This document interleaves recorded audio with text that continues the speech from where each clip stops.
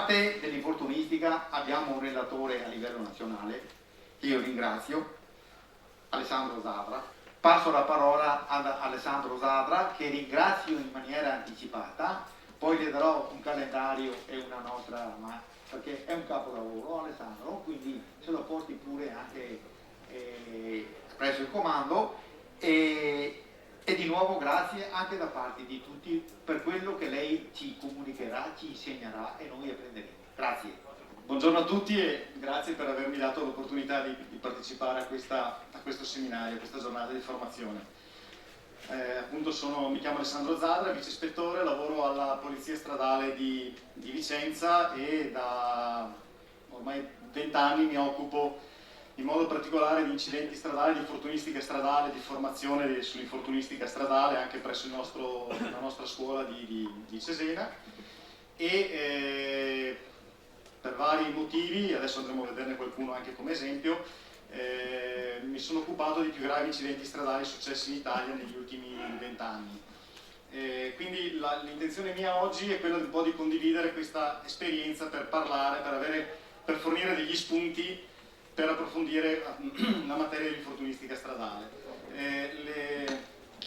Gli argomenti che mi ha proposto Ambu di trattare sono veramente tanti e ognuno di questi richiederebbe molte ore, quindi io cercherò di fare una carrellata dando comunque degli spunti e eventualmente poi se c'è qualche domanda vediamo di approfondire un po' di più. Okay. Quando si parla di incidenti stradali, la parte fondamentale dell'incidente stradale è gli accertamenti, è l'attività di rilievo. È di fondamentale importanza fare bene il rilievo degli incidenti stradali, fare bene l'attività sul posto, sul luogo dell'incidente ed è anche se è proprio la parte più importante, spesso si nota, non voglio dire trascuratezza, ma si nota come se si compilano i moduli, si preparano i verbali eccetera come se fosse una routine, senza considerare che quei verbali, quei modellini, quei fascicoli non sono altro che un promemoria di un'attività di indagine che dobbiamo fare.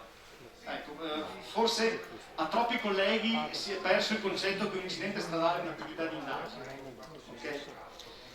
Quindi quando noi facciamo un'indagine per un incidente stradale, la prima cosa che facciamo è il sopralluogo, che è l'attenta osservazione ed analisi del luogo, dei veicoli e andiamo ad analizzare tutti quegli elementi che ci possono aiutare a capire che cosa è successo in quell'incidente stradale. L'attività che noi facciamo ha innanzitutto la finalità di fissare tutto quello che non possiamo ricordarci. Magari capita qualche reparto che rileva pochi incidenti, quindi magari è facile anche ricordarselo. Io ho lavorato diversi anni a Verona Sud, quindi non tanto lontano da qui, dove si rilevavano dai 1600 ai 1800 incidenti all'anno e quindi ogni turno di servizio erano 2-3 incidenti che si rilevavano. Quindi era importantissimo annotare qualsiasi cosa, perché a distanza di 3-4 anni si viene chiamati magari a testimoniare, quello che mi sono scritto posso ricordarmelo, posso aiutare la mia memoria, quello che non mi sono scritto rischio di perderlo. Ma ancora bisogna pensare che dobbiamo consentire a chi non ha preso parte a quei rilievi di rivedere, di rivivere quello che ha visto la pattuglia che è intervenuta sul luogo dell'incidente.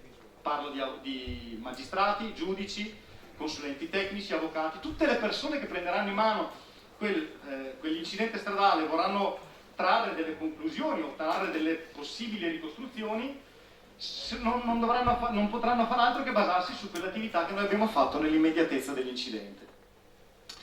L'atto di PG, quindi l'atto fondamentale, appunto il verbale di accertamenti urgenti sullo stato dei luoghi e sulle cose, ai sensi dell'articolo 354 del codice di procedura penale, che è un atto di investigazione diretta ma anche di assicurazione delle fonti di prova, perché ci dà la possibilità di sequestrare oggetti, veicoli, poi andremo a vedere anche questo aspetto, tratti di strada, infrastrutture, tutte quelle cose che hanno necessità di fare una successiva attività di indagine e che quindi dobbiamo preservare, dobbiamo custodire nel migliore dei modi.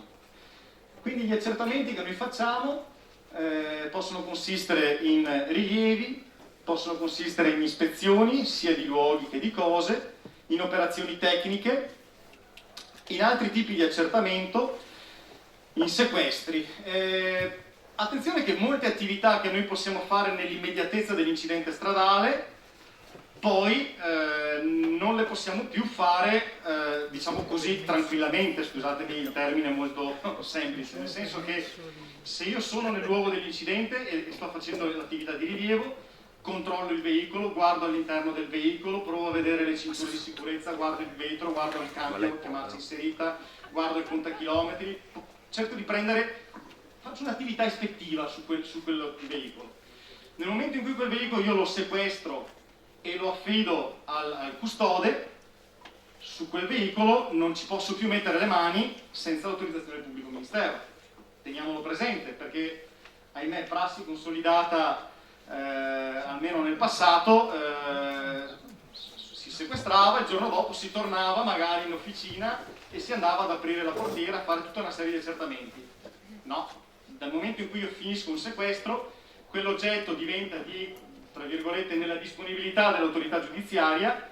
Se voglio aprire una portiera per guardare all'interno, o mi autorizza il pubblico ministero, ma se l'incidente è particolare probabilmente dovrà darne avviso alle parti e l'attività verrà fatta con le parti presenti, in maniera che non venga alterato quell'oggetto che è in sequestro. Se io invece lo faccio prima del sequestro, ovviamente è un'attività di indagine che sto facendo nell'immediatezza, ne do atto, fotografo, documento, scrivo, descrivo, ok?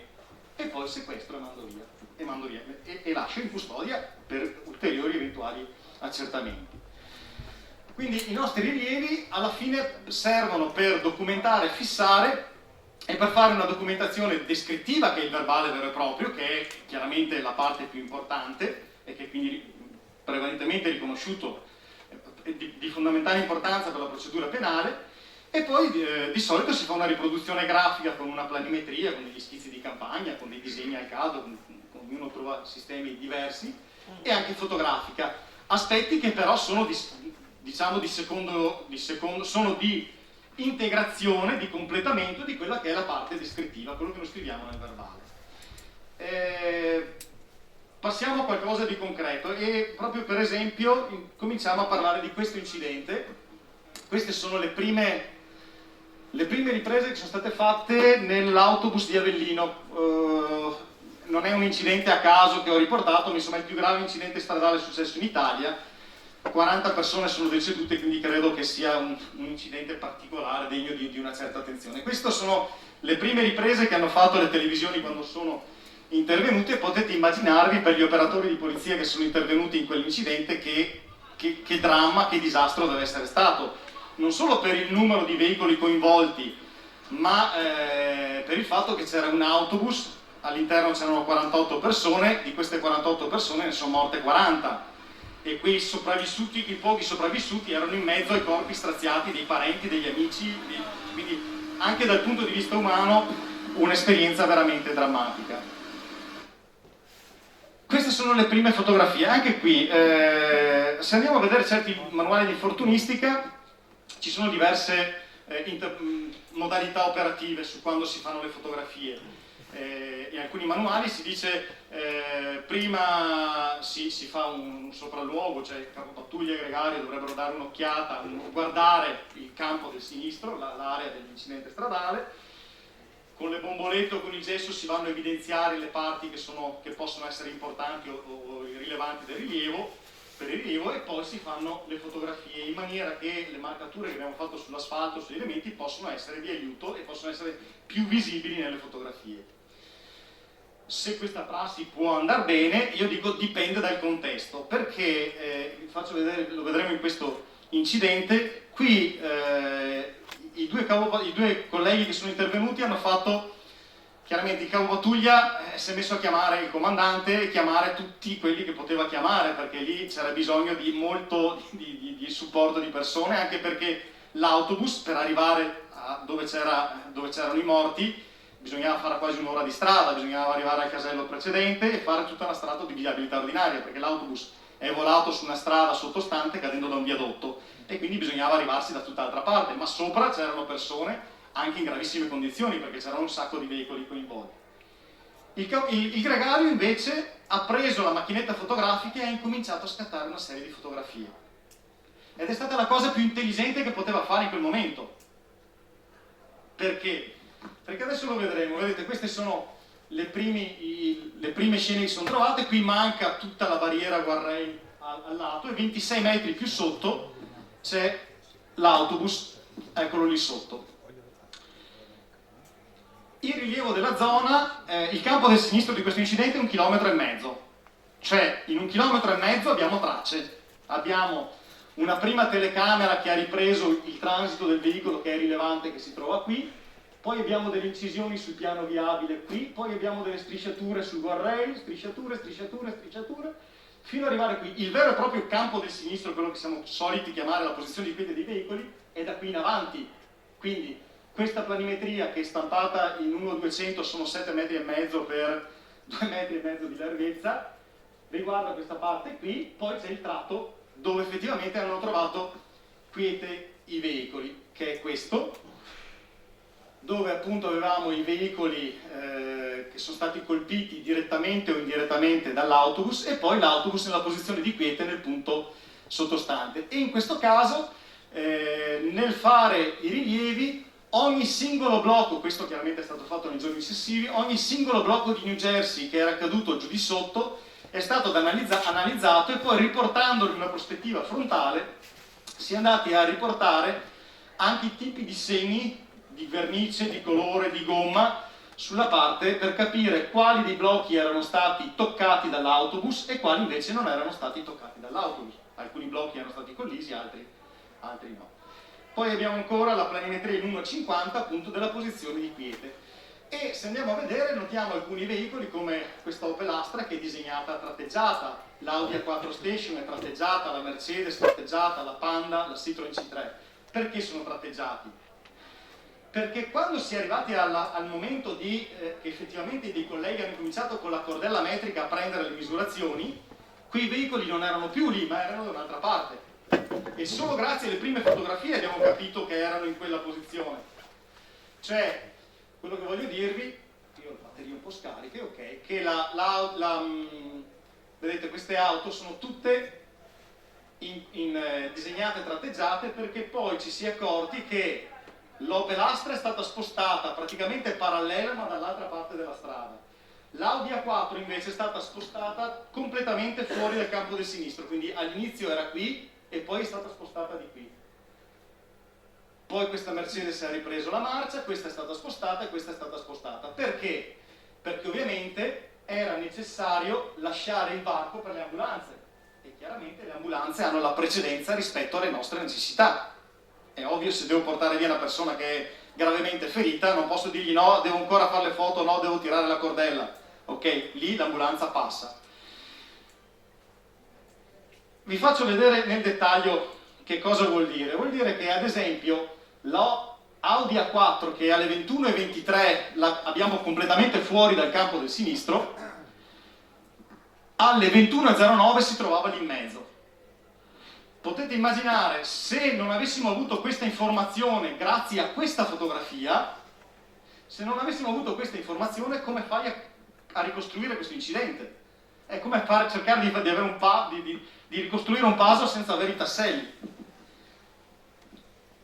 Eccola qui, l'Audi A4 Station è questa qui, alle 21:14, quindi qui stiamo parlando di 5 minuti di differenza tra una fotografia e l'altra. Questa è un'Opel Astra danneggiata. Ancora la Opel Astra che alle 21:08 troviamo qui, e qui vedete c'è lo specchietto retrovisore di un'altra auto, che è il Land Rover Discovery, che vedete qui, e il Land Rover Discovery è 1,5 metri più corto, ok? È stato completamente schiacciato nella parte posteriore. Vi faccio notare, dovreste vederlo anche da lì, che sullo sbalzo posteriore del paraurti ci sono dei detriti, dei frammenti di vetro, dopo ve lo faccio vedere nel dettaglio. Ma alle 20:50, quindi sostanzialmente un quarto d'ora prima, la macchina, la sua vera posizione di quiete è questa, e ha un danno che è irrisorio, ha appena una maccatura sulla parte posteriore destra del paraurti. Ok? Se andiamo a vedere, eccola qui, vedete che qui c'è un riporto di frammenti di vetro, ma se andiamo a vedere l'auto, tutti i cristalli sono integri, quindi non sono suoi questi frammenti di vetro, sono di qualche altro veicolo.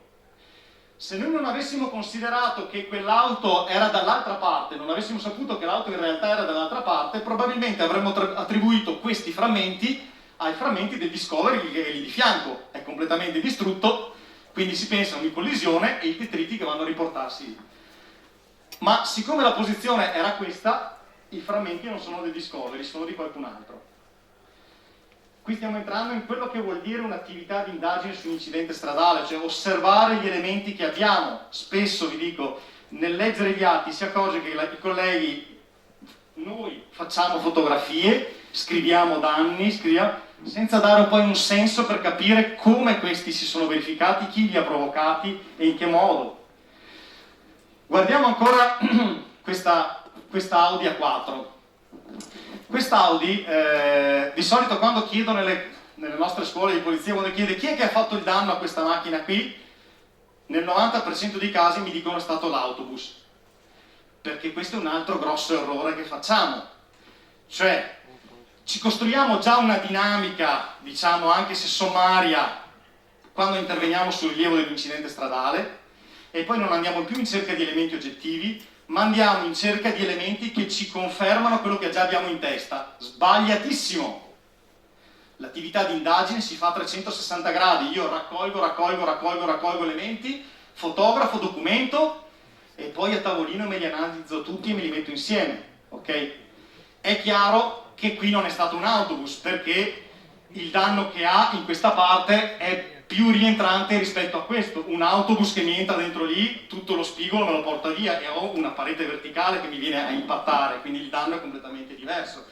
Qui addirittura il gruppo ottico non è neanche danneggiato, quindi sicuramente è una conformazione particolare. Non solo, ma il fatto che questo è più esterno e questo è più interno, e il fatto che l'arricciamento è verso l'alto vuol dire che abbiamo una componente di forza che va dal basso verso l'alto, ed è anche una componente, e l'oggetto che ha urtato questo veicolo è una parte angolare, ok? Non solo, ma mi accorgo che il lunotto posteriore è in frantumi e tutti i vetri sono in buona parte sopra il tetto della macchina.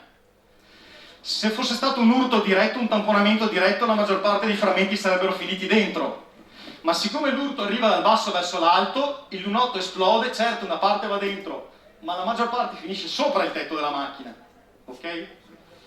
Se andiamo a vedere poi ci accorgiamo che questo Discovery invece ha, oltre alla parte posteriore, questo sì è stato colpito dall'autobus, ok? Ma ha la parte angolare che è piegata verso il basso. E quindi possiamo andare a vedere una corrispondenza tra le due parti, ma sono a differenze quote. Se uno li va a affiancare si accorge che uno è più alto rispetto il Discovery, la parte angolare del Discovery sarebbe arrivata qui sopra, non qui sotto, ma bisogna sempre considerare la fase dinamica, per cui il Discovery che viene tamponato, la parte posteriore si alza, la parte anteriore si schiaccia verso il basso, e nel momento in cui cessa la parte di spinta da parte dell'autobus che gli ha dato un urto decentrato, dal basso verso l'alto va a incunearsi nella parte posteriore del Discovery, creando questa forza. Io consiglio a tutti, soprattutto a tutti lo consiglio, però questi sono privilegi che di solito capitano ai capi ufficio infortunistica o agli addetti all'ufficio infortunistica, di andare a vedere quando si fanno gli accertamenti irripetibili con le parti, perché con l'autorizzazione del pubblico ministero, chiaramente con l'avviso alle parti, si possono spostare i veicoli, si possono fare tutta una serie di accertamenti. In questo caso, ad esempio, quando sono state fatte queste attività, si sono presi i veicoli, si sono accostati, rendendosi conto che c'è sostanzialmente un puzzle che va a incastrarsi, cioè questo si incastrano uno con l'altro. E cos'è successo? Di fatto è successo questo. Dopo ve lo faccio vedere in maniera un po' diversa. L'autobus scendeva in corsia di emergenza, poi vi spiego perché era in corsia di emergenza, c'era una colonna di veicoli, la corsia di emergenza finisce, quindi l'autobus va a impattare contro il New Jersey laterale, e il New Jersey laterale lo spinge verso il centro della strada. Tenete presente che questo tratto di strada è in discesa e l'autobus è già da 1 chilometro che è senza freni e senza freno motore, quindi era in discesa libera. Tampone il Discovery, lo spinge in avanti, in questa fase il Discovery dal basso verso l'alto va a tamponare l'Audi A4, il lunotto si frantuma, questi sono in movimento, i frammenti vanno a finire sopra e vanno a depositarsi sulla pilastra che si trova davanti. Ok? Questa è la fase, la ricostruzione della fase dinamica. Poi l'Audi A4 dà una strisciatina sul guardrail, ne abbiamo conferma dalle tracce di vernice, ne abbiamo conferma dai danni con la forma del guardrail sulla parte sinistra dell'Audi, e cercando di staccarsi va a dare quell'urto di lievissima entità a quell'opelastra che abbiamo visto prima. Visto in grafica, cioè dando una trasposizione in veste grafica di quello che vi ho appena descritto, è successo questo. L'autobus era senza freni, il conducente stava strisciando contro il guardrail laterale per cercare di rallentare la velocità, la pendenza del 5%, ma avendo la colonna di veicoli, la sua alternativa, se voleva fermare veramente l'autobus, doveva decidere di investire una serie di auto e poi puntare con una certa inclinazione, ma non ce l'aveva. Tenete conto che la corsia di emergenza è larga 2,70 m, l'autobus è 2,5 m, e non è che ho tanto spazio di manovra. E quindi ha continuato a viaggiare in quella condizione finché non è finito il guardrail, non è finita la corsia di emergenza. Lì ha urtato il Discovery, poi ha urtato l'Opel Astra, poi ha urtato la Mercedes, e il conducente ha continuato a spingere verso il New Jersey, verso il guardrail, il New Jersey laterale, e siccome i tirafondi, cioè i tiranti che tenevano vincolato il New Jersey alla spalletta di cemento del ponte, erano praticamente marci, perché è un viadotto, siamo a circa 500 metri sul livello del mare, ed è costantemente cosparso di sale. Quindi quegli elementi di acciaio erano marci. E i tiranti invece che tenevano attaccati i blocchi di cemento nella parte superiore erano più forti. Quindi cosa è successo? Che i primi 5 blocchi di cemento hanno trattenuto un po' l'autobus, ma si sono staccati e hanno cominciato a scendere verso il basso.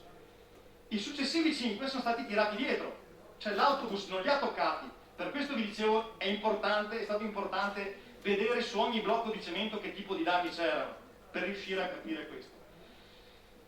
Chiaramente l'autobus senza supporto poi è finito. Se andiamo a vederlo nel complesso, l'autobus scendeva, abbiamo appena passato un tratto di valico dopo Avellino, quindi stanno scendendo verso Napoli. L'autobus transita sotto una telecamera che è quella lì, questa è la ricostruzione tridimensionale, questo è il video reale, quindi questo è l'autobus proprio a 1,5 km prima della punta di Foligno. Qui già c'era qualche problema perché il giunto cardanico, che è la parte che trasmette appunto dal motore la trazione alle ruote, si è completamente sbullonato. L'autobus non era stato sottoposto a revisione, la revisione era falsa, e quindi questa è un'altra parte di attività di indagine che è scaturita da questa attività di indagine. E nella rotazione eccentrica il giunto cardanico è andato a rompere l'impianto frenante di destra, quindi le ruote di posteriori destra hanno subito perso di efficienza. L'impianto aria non ha funzionato, c'è una valvola che dovrebbe bloccare la perdita di aria nell'impianto, non ha funzionato, quindi l'impianto ha perso aria e si è attivata solamente la ruota posteriore sinistra. Queste sono altre tracce che sono state rilevate sul piano viabile, per quello vi dicevo che il campo del sinistro è veramente ampio. Quindi le ruote di sinistra hanno frenato fino a bloccarsi, ok, fino a biscottarsi, fino a completare a surriscaldarsi, fino a perdere di efficienza, e questo ha fatto sì che l'autobus ha fatto una imbardata verso mi sono perso.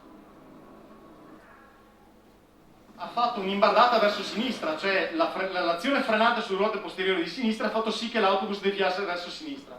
Il conducente ha sterzato per cercare di controllare l'autobus, ma ha dato una strisciata sul guardrail centrale, adesso lo vedremo, e poi il conducente, avendo la colonna di veicoli in lento movimento davanti, ha sterzato verso destra e ha cominciato a strisciare contro il guardrail.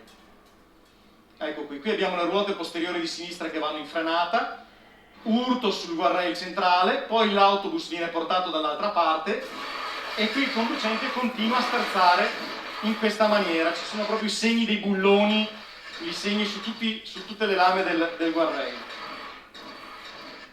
Qui c'erano circa, dall'analisi delle telecamere abbiamo stimato circa 110 veicoli incolonnati, e poi arriviamo al punto critico, dove appunto non c'era, dove termina la corsia di emergenza. L'urto col Discovery, il conducente che di nuovo cerca di appoggiarsi sul guardrail, ma sul New Jersey, ma non tiene, e poi 26 metri di volo è giù di sotto. Okay? Non prendete paura perché è un incidente così grande, no? Cioè, a volte mi capita in altri corsi che vi dico mamma mia, ma a noi non capiterà mai robe così. Ok, ma sono tutte piccole collisioni, cioè poteva essere un incidente tra 3 veicoli, quelli dei frammenti di vetro che vi ho spiegato prima. Cioè, qui ce ne sono molti altri, quindi è un anno di lavoro questa ricostruzione, ok? Però questa è l'osservazione, questo è quello che bisogna documentare, analizzare e fare in un incidente stradale. Il rilievo planimetrico serve, ed è di fondamentale importanza, per dare una rappresentazione grafica, per contestualizzare l'evento e per avere una dimensione degli spazi, in che spazi si è verificato questo evento. Quindi il luogo, la segnaletica stradale, le tracce, le aree d'urto, la posizione di quiete che hanno assunto i veicoli, e ogni qualsiasi elemento che può essere pertinente all'incidente stradale può essere utile. Se c'è una fioriera che poteva limitare la visibilità di un veicolo rispetto all'altro, va rilevata. Ok? È ovvio che altri aspetti possono essere non rilevanti, ma tutto quello che può essere nel campo visivo di uno dei conducenti o anche di un testimone importante andrebbe rilevato e andrebbe annotato. È importante annotare dove si trovano i testimoni. Quante volte mi è capitato di sentire un testimone che mi racconta una cosa, dov'era? Ero là, e poi rimettendosi a tavolino ci si accorge che non poteva vedere quello che mi ha detto. Allora, tornando a sentirlo, ma lei mi ha detto che ha visto, com'è possibile? No, ma io ho sentito il botto, sono sceso, ho parlato con la signora Pina che era lì, e la signora Pina, e se l'avevano fatta, cioè l'avevano fatto loro, cioè, era come se l'avessero vissuta quell'esperienza.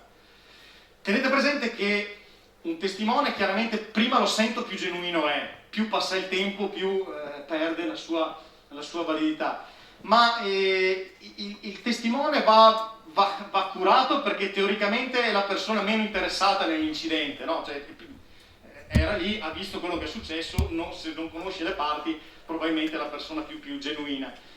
Ma tenete presente che il più delle volte i testimoni sentono il colpo, si girano, vedono, e di quello che vedono costruiscono la parte che c'era prima, ok? Quello lo facciamo noi dagli elementi oggettivi, ok? Quindi cerchiamo sempre di analizzare con la dovuta attenzione quello che ci dicono i testimoni. Il rilievo planimetrico costituisce parte integrante del verbale di accertamenti urgenti sullo stato di luoghi e sulle cose, al quale viene allegato. Parte integrante, ok? Il verbale di accertamenti urgenti è quello consacrato dalla procedura penale, lo schizzo di campagna e il disegno è qualcosa che integra. Attenzione, perché mi è capitato, in questi 20 anni diciamo, di esperienza di infortunistica, ho fatto diversi casi in diverse occasioni ho fatto anche il consulente tecnico per il pubblico ministero, quindi mi è capitato di trattare incidenti rilevati da colleghi, dalla polizia locale, dai carabinieri, quindi ho visto, bene o male, le procedure sono sempre quelle. Attenzione che lo schizzo di campagna, quello che noi facciamo sul pezzo di carta, quel disegno che facciamo su strada, quello è un atto che va direttamente nel fascicolo del dibattimento, ok? La planimetria che fate dopo, quella ricostruzione 3D che mi ha chiesto un anno di lavoro, il giudice può non ammetterla al dibattimento, perché è un elemento che viene fatto a posteriori, ok? Quindi quell'atto che fate nell'immediatezza va sempre tenuto all'interno del fascicolo ed essere a disposizione, perché qualsiasi consulente tecnico, quando riceve l'incarico, la prima cosa che chiede è di vedere gli atti, di avere gli originali. E quando noi vi presentiamo una bella planimetria che abbiamo fatto con calma in ufficio dopo, quello ti dice ok, bene, me la prendo, mi dai quella che hai fatto su strada? Perché quella vale. Questa è una ricostruzione postuma dove quasi sempre qualcuno mette a posto qualcosa, o sbaglio? Okay. Quasi sempre. Bene. Visto che stiamo parlando di strumenti di rilievo, io faccio una rapida carrellata sulle tecnologie per rilievo, perché come Polizia Stradale noi da ormai 10 anni abbiamo investito, chiaramente non è una dotazione che hanno tutti i reparti, ma ne abbiamo circa 150 su tutto il territorio nazionale, perché insomma incomincia a essere un numero importante. Abbiamo investito su questo tipo di strumentazione. Non voglio dilungarmi sulle caratteristiche tecniche, ma di fatto da sempre cerchiamo di rilevare nel minor tempo possibile un incidente stradale. Perché? Perché rilevare in un minor tempo possibile vuol dire stare meno sulla strada, vuol dire togliermi da quella strada, vuol dire correre meno il rischio di essere travolto in un incidente stradale. Io non so le statistiche vostre, ma sulle statistiche della Polizia di Stato ci sono dei numeri che sono allucinanti. Cioè, uno pensa all'operatore di polizia, il suo rischio è il conflitto a fuoco, dall'81 a oggi, ne parlavo oggi proprio con il mio collaboratore, dall'81 a oggi abbiamo 40 colleghi che sono stati uccisi per conflitti a fuoco, per cose. Ne abbiamo 130 morti per incidente stradale. Okay, quindi non solo l'incidente mentre sta facendo servizio, ma anche mentre rileva l'incidente e qualcun altro gli passa sopra. Okay? Quindi prima mi tolgo dalla strada, meglio è per tutti. Okay? Quindi sempre massima attenzione sulla nostra sicurezza prima di qualsiasi altra cosa. C'è già un problema, c'è un incidente, evitiamo di essere anche noi parte di un ulteriore incidente che possa succedere, quindi sempre la massima attenzione. Noi abbiamo adottato questo strumento che si chiama Top Crash, è uno strumento che è composto da un ricevitore satellitare installato su un'asta, controllato da un tablet, il quale attraverso una SIM, attraverso una scheda, si connette a una rete di stazioni permanenti, cioè una rete di correzione di errori, adesso non vado troppo nel dettaglio, e ci consente di rilevare ampie superfici, come tutta quella che avete visto prima dell'incidente dell'autobus di Avellino, con elevata precisione, con precisione centimetrica. Noi lo impostiamo per acquisire punti con una tolleranza di errore di 5 cm. Okay? Quindi se è 5,1 cm, l'errore in quel momento lo strumento non me lo acquisisce, se invece è sotto i 5 cm lo strumento mi prende e mi acquisisce quel punto. Usa appunto i segnali GNSS, che sarebbero cioè i segnali trasmessi sia dai satelliti GPS americani, sia dai GLONASS russo, sia dal Galileo europeo. Usa una tecnica che si chiama GPS differenziale, cioè la nostra antenna, quella che utilizziamo su strada, si collega, dialoga con un'altra antenna fissa. L'antenna fissa riesce a determinare l'errore che arriva dai segnali satellitari istanti per istanti, quindi quando io acquisisco il punto, quel punto viene corretto dall'informazione che arriva da questa antenna base, per questo serve una connessione a internet. Questa antenna base fa parte di una rete di stazioni permanenti, quindi c'è una rete che copre tutto il territorio nazionale che fornisce questo servizio di correzione di errore, e poi abbiamo un software specifico che ci consente di rilevare appunto non solo elementi topografici, ma incidenti, tracce, veicoli e quant'altro. E poi abbiamo un software per l'ufficio che ci aiuta a fare la restituzione. Possiamo chiaramente rilevare salumi di veicoli, persone, tracce di frenata, di scarrocciamento, segnaletica orizzontale, caposaldi, punti, tutti gli elementi classici che andiamo a rilevare su un incidente. Nel caso di elementi alti abbiamo la possibilità di alzare l'asta, quindi se abbiamo anche un muro, se abbiamo un veicolo industriale, chiaramente devo sempre avere la visibilità dei satelliti, e funziona in qualsiasi condizione. L'abbiamo usato sotto la pioggia, sotto la neve, adesso addirittura i colleghi del soccorso che fanno il soccorso pista in montagna, il soccorso alpino, abbiamo una scuola di Moena, sta utilizzandolo per gli incidenti o eventi diciamo infortunistici che avvengono in montagna, e nelle ultime versioni è anche dotato di un distanziometro laser, perché se io ho degli edifici alti ai lati posso avere delle difficoltà, oppure potrei avere un ponte o qualcosa per cui non riesco ad andare sotto a rilevare, perché l'antenna deve sempre avere visibilità dall'alto.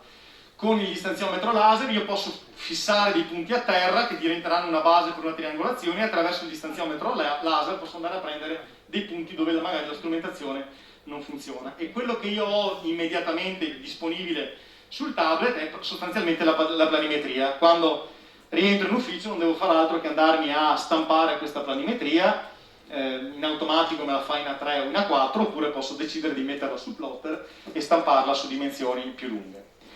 Tornando al nostro verbale di accertamenti urgenti, torno a fare alcune riflessioni su cose che spesso ho notato. Il verbale di accertamenti urgenti chiede a agenti ufficiali di polizia giudiziaria di dare atto di quello che vedono da quando arrivano a quando finiscono di fare quel verbale, ok? Non vi viene chiesto di dire che cosa c'era al momento dell'incidente, perché non c'eravate, quindi non è possibile saperlo, ok? Ve lo possono aver raccontato, bene, datene atto, ve lo scrivono nelle dichiarazioni, in dinamica scriverà: quando io sono arrivato c'era questo, ma Tizio mi dice quest'altro, ok? Se non potete, voi non potete dire con certezza cose che non avete visto. E qui spesso vedo ancora colleghi che si perdono su queste cose, che scrivono nel verbale di accertamenti urgenti cose che gli hanno raccontato i protagonisti dell'incidente, no? Mi è capitato l'esempio banale, il collega mi scrive: condizioni meteo, forte pioggia in atto. Poi vedo le fotografie e vedo che non stava piovendo e chiedo al collega: ma tu hai aspettato che smettesse di piovere per fare le fotografie? No, quando noi siamo arrivati 3/4 d'ora dopo l'incidente, aveva già smesso di piovere. E perché mi scrivi sul verbale che pioveva? Ma me l'ha detto Pinco Pallino. Chi è? È il conducente del veicolo A. Me l'ha confermato anche Caio. E chi è? Il conducente del veicolo B. Li conosci? Sono parenti? Sono amici tuoi? No. Quindi noi ci mettiamo a dare atto su un verbale, che è il più importante, di cose che ci hanno raccontato due perfetti sconosciuti? Assolutamente no. Io qui scrivo quello che vedo io e i testimoni, i conducenti mi descriveranno quello che hanno visto loro, e in dinamica potrò dire, considerando che l'asfalto era bagnato, che c'era un riporto, che c'erano i rivoli di acqua sulla strada, è verosimile che stesse piovendo al momento dell'incidente. Basta che poi non andiamo a scrivere: a causa della pioggia perdeva il controllo del veicolo, altrimenti tutti perdono il controllo del veicolo quando piove. Basta scrivere: a causa della curva il veicolo perdeva il controllo e finiva fuori strada, ok? A causa della nebbia. Altrimenti, se c'è nebbia, tutti fanno l'incidente. O è quell'unico che va troppo veloce a fare l'incidente, ok? Ci sono delle condizioni, diamo atto di quelle condizioni, e a causa di una velocità non commisurata, a causa di generalmente condotte di guida sbagliate, succede l'incidente, non a causa della pioggia. Quello lo lasciamo scrivere magari ai giornali. Un'altra cosa che è importante osservare, questi sono i nostri modelli, ma penso saranno analoghi a quelli che ci sono in circolazione per tutti. Una cosa che tengo a sottolineare, che molto spesso vedo che molti trascurano, è che il verbale di accertamenti urgenti sullo stato di luoghi, sulle cose, è un atto irripetibile. Lo fate voi in quel momento e non lo può fare nessun altro. Questo è il motivo per cui è veramente un atto importante. Anche in un incidente grave dove voi avvisate il pubblico ministero nomina il consulente tecnico, chiama il consulente tecnico a casa e dice: vai subito sul luogo dell'incidente. Se proprio il consulente abita di fianco a dove è successo l'incidente, vi arriva dopo un'ora, voglio dire, no? Cioè il tempo tecnico, quindi vedrà una cosa che è già diversa da quella che ha visto la pattuglia che è intervenuta, ok? Bene. Se è un atto irripetibile, vanno date le garanzie difensive, cioè va reso noto alle persone, vanno avvisate le persone che sono sottoposte o che possono essere sottoposte alle indagini della facoltà di farsi assistere da un legale o persona di fiducia, ok? Va dato, come quando facciamo un 186, 187, dobbiamo dargli le garanzie difensive, ok? Tant'è che almeno nel nostro verbale c'è sempre scritto, no? La persona sottoposta alle indagini è o non è presente ed è stata resa edotta della facoltà di farsi assistere da un difensore, e c'è là spazio per il difensore. Capita, a me è capitato, della persona che fa l'incidente, ok, fa il tamponamento, lesioni, eccetera, in macchina aveva l'avvocato perché stava facendo, la pratica, stava andando per necessità di lavoro. È quello che si occupava anche di infortunisti e dice: voglio assistere alle operazioni, ok, si dà atto. L'avvocato non vi deve disturbare, nel senso che non deve dirvi cosa dovete fare, non dovete farvi intimorire, ma se fa delle osservazioni dovete darne atto, ok? Attenzione, se l'avvocato vi dice quella traccia è rilevante e voi dite no perché non è rilevante, voi ve la rilevate e poi in dinamica scriverete la traccia che l'avvocato indicava come rilevante non si ritiene pertinente all'incidente stradale per questo. Siccome non abbiamo nessun interesse, lavoriamo per tutti, ok? Quindi non è che lavoriamo solamente per il pubblico ministero o per il nostro, cioè, noi lavoriamo per dare la giustizia. Se qualcuno mi fa un'osservazione, magari ci ha azzeccato, prendiamo, rileviamo, poi analizziamo, non facciamo i giudici immediatamente sul posto, ok? Non c'è niente di sbagliato. Gli accertamenti sul luogo hanno finalità investigative e assicurative, un atto irripetibile, l'abbiamo visto. Il difensore ha diritto di assistere ma non deve essere per avvertito, quindi ok, se non c'è ovviamente io vado avanti con la mia attività. Confluisce di diritto nel fascicolo del giudice, sono tutti aspetti che ho già citato, però li ribadiamo, sono fonte di prova, consistono in attività di osservazione, di rilevamento, di apprensione di cose, tracce o elementi del reato per i quali esiste il pericolo imminente che possono inevitabilmente modificarsi. Dal punto di vista procedurale deve essere trasmesso al pubblico ministero competente senza ritardo e comunque non oltre le 48 ore allegato all'informativa. Anche qui non tutti rispettano questa prassi. Questa è procedura penale, non è che posso decidere di non farlo. C'è gente che dice no, ma aspetto che il collega mi faccia in bella lo schizzo di campagna, magari me lo fa dopo 5 giorni. No, entro 48 ore io il verbale di accertamenti urgenti lo devo trasmettere, comunque se l'incidente chiaramente è grave. Altra particolarità che mi viene in mente, li ho messi in sequenza e magari non seguo un filo logico, però è sempre, chiamiamo le parti con i nomi giusti. Per molte persone, per molti colleghi, scrivere anteriore destro o destro anteriore è la stessa cosa. Per un tecnico sono due parti diverse, ok? Quindi andiamo in ordine. Se io dico anteriore destro, vuol dire che prima penso alla parte anteriore del veicolo e poi alla parte destra rispetto all'orientamento normale di marcia del veicolo. Se io invece dico destro anteriore, prima penso alla parte destra e poi penserò alla parte anteriore, che vuol dire grosso modo dalla parte angolare fino al passaruota, ok? Quindi usiamo la terminologia corretta, ma soprattutto usiamola quando andiamo a parlare dei cosiddetti moti aberranti. Moti aberranti è quando un veicolo non sta più viaggiando nella sua corretta traiettoria, o meglio, sta viaggiando in maniera difforme da quello che è la condizione normale. Per esempio mi viene da pensare, spesso mi leggo nelle dinamiche, il veicolo effettuava una rototraslazione verso sinistra, ok? Questa è una rototraslazione, no? Ruota e trasla e si sposta. Ma rototraslazione è anche questa, ruota e trasla. Rototraslazione è anche questa. Rototraslazione non vuol dire niente. Se io dico un'imbardata, l'imbardata è questa. Ok? Quindi quando un veicolo va in testa coda, per così dire, fa un'imbardata in senso orario, in senso antiorario, ok? Rispetto al piano. Se invece fa una curva ad una velocità eccessiva, si inclina, caricano gli ammortizzatori, poi arriva oltre una certa soglia e si ribalta dalla parte.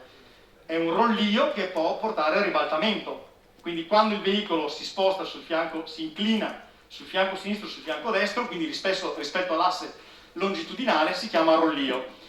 Il beccheggio invece ce l'abbiamo quando il veicolo si cambia di assetto tra la parte anteriore e la parte posteriore. Può essere in frenata, sicuramente un veicolo va in un beccheggio perché gli ammortizzatori davanti si comprimono, quelli posteriori si scaricano. Sulle moto è ancora più evidente rispetto ad un'autovettura.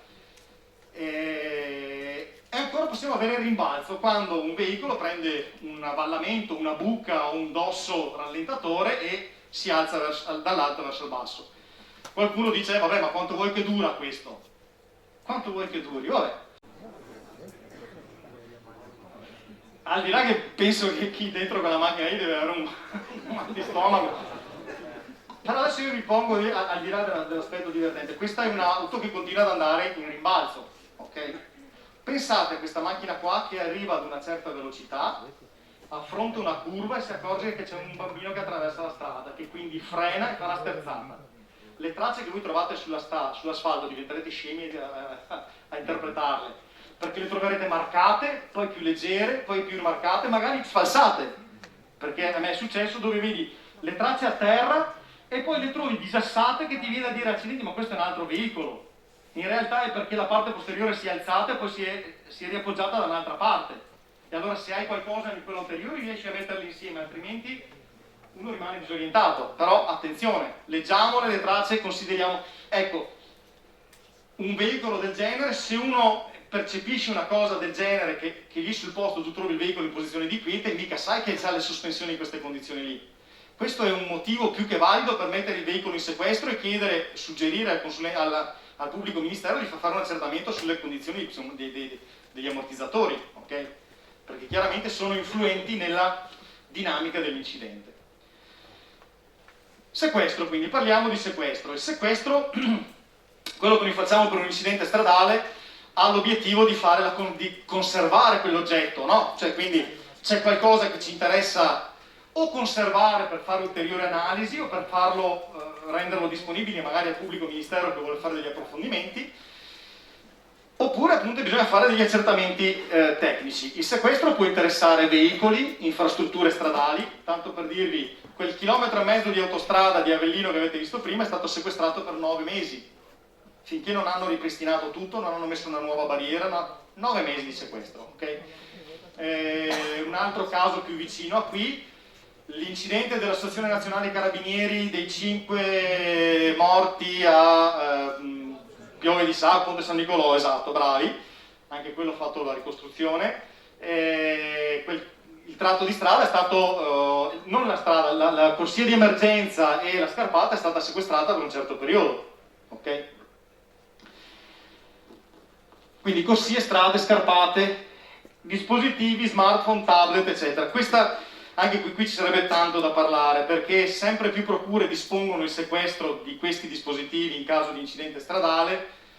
Poi quello che viene fuori da quei dispositivi è un'altra questione. Cioè, pensano di poter scoprire chissà che, ma c'è un problema di sincronizzazione degli orari.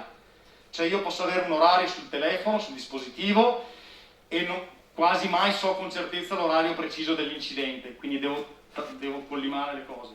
Ma potrei anche trovare che so l'orario preciso dell'incidente, lo collego esattamente all'orario del telefono, quindi vedo che in quel momento il telefono c'è una conversazione WhatsApp, quindi dico si è distratto perché stava messaggiando WhatsApp. Io posso benissimo essere al volante, con il telefono sul sedile, fare un comando vocale: ehi Siri, manda un messaggio alla moglie che sto tornando, ok, che cosa vuoi dire? Io faccio il messaggio, sul dispositivo risulta l'invio del messaggio, ma io non ho violato nessuna norma del codice della strada, ok? Siccome come polizia stradale noi abbiamo istituito un laboratorio centrale e attualmente sono 6 laboratori periferici in Veneto, io faccio parte di quello del Veneto, di laboratori specializzati nell'estrazione forense di dati dai dispositivi di bordo dei veicoli, non solo da smartphone ma anche dalle centraline, dall'elettronica di bordo del veicolo, da altre cose che possono darci informazioni. Anche chi sviluppa i software più evoluti dicono attualmente non riusciamo ancora a distinguere se quel messaggio è stato mandato con comando vocale o con pressione del tasto, quindi è ancora un aspetto che deve essere approfondito. Quindi per carità, se il PM lo dispone lo facciamo, se l'incidente è mortale o con gravissime conseguenze comunque lo facciamo, casomai li sequestriamo dopo, fa parte comunque dell'attività che facciamo a 360 gradi. Non pensiamo però magari di riuscire a tirar fuori chissà che, ok? Quindi sempre avere una consapevolezza delle possibilità che abbiamo. Attenzione alle modalità di recupero, conservazione e custodia dei veicoli sequestrati. È necessario evitare danneggiamenti ulteriori e limitare al massimo le alterazioni del veicolo. Vi faccio vedere questo video. Questo è un incidente dove sono morte 4 persone, di cui qualcuno è anche volato fuori dal veicolo. Vediamo se riesco a magari andarlo un po' più avanti. Ok, vedete tutte le salme, ci sono dei veicoli incendiati. Ok, andiamo un pochettino avanti, qua stanno caricando qualcuno. Ok.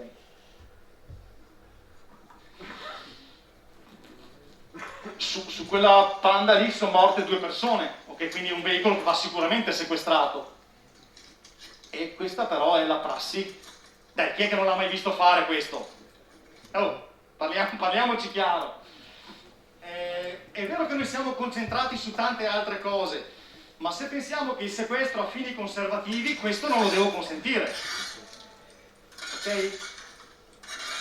Cioè, e qui chiaramente tutti stanno lavorando in buona fede, nessuno sta pensando di fare qualcosa che non va, però quella non è la pattumiera, ok?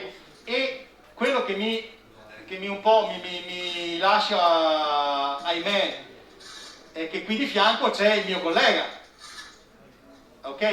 Che non si sta ponendo problemi, no? Adesso pensatevi, non so se magari qualcuno di voi è successo, l'incidente dove si trovano il conducente e il passeggero fuori dal veicolo, quindi veicolo in scarpata, con chi era la guida? Generalmente quello che sopravvive è sempre quello che era passeggero, ok? E quindi sta a noi, magari la macchina è intestata a un altro, chi era la guida? E tu non lo puoi dire perché non c'eri. Quello che vivo sarà sempre quello che dice io sono passeggero. E allora bisogna andare a vedere le cinture di sicurezza, le entità, gli ematomi, se sono in una diagonale, se sono nell'altra, le tracce di sangue, a volte bisogna fare prelievi del DNA all'interno del veicolo per capire quelle tracce di chi le ha lasciate, per vedere sul volante se c'era il... ok?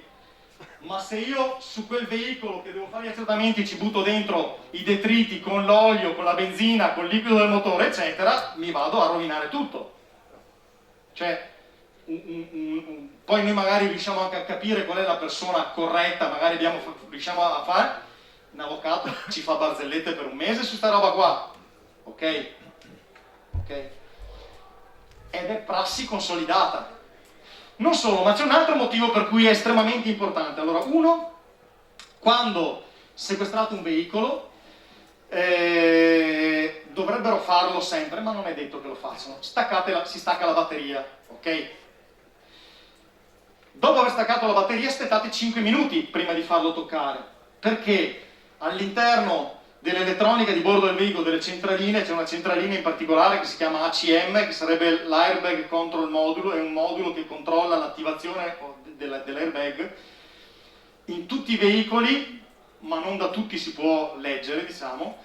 C'è una memoria che si chiama EDR, che vuol dire Event Data Recorder, cioè una memoria che tiene traccia di una serie di informazioni. Poi se c'è tempo ve le faccio anche vedere, che sono tantissime. Cioè vi dice, quando rileva un evento, che sarebbe un crash, un incidente, vi dice pressione dell'acceleratore, giri motore, angolo di inclinazione delle ruote, azione sul volante, degli ultimi 5 secondi, di solito a frazioni di mezzo secondo, vi fa vedere se il conducente stava frenando, stava accelerando, stava sterzando, c'è tutto, ok? Vi dice la decelerazione, vi dice se aveva le cinture, se non ce le aveva, tutti i parametri che arrivano nell'elettronica vengono salvati, ok? Ma queste memorie hanno uno spazio limitato. Potrei avere un incidente così grave che, allora, ci sono quelli più gravi vengono salvati in una memoria che non è più possibile andare a leggere, ma altri sistemi invece hanno che ne so, 2-3 spazi di memoria e man mano vengono riempiti. Quando arriva uno nuovo, uno esce e l'altro entra, ok? C'è il rischio che nel caricare il veicolo, ad esempio, che ne so, quello con l'aggancio che sta col carro attrezzo lo tira, poi succede qualcosa, gli scivola, tum, la macchina va giù. Per quella macchina è un altro incidente. Se le centraline sono alimentate, l'EDR comincia a registrare e rischiamo che vada a sovrascrivere. Se magari mi fa la stessa roba mentre mi scarica il veicolo, io rischio di aver avuto magari tutti i dati relativi all'incidente e di essermeli bruciati perché chi li ha caricati gli ha dato una botta caricandola e una botta scaricandola. Se io tolgo la batteria invece quei dati rimangono fermi e rimangono memorizzati, okay?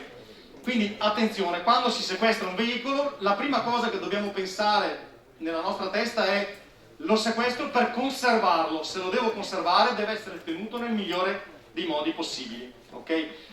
Vi dicevo prima, torno a ribadirlo perché è brutto poi leggerlo nei verbali.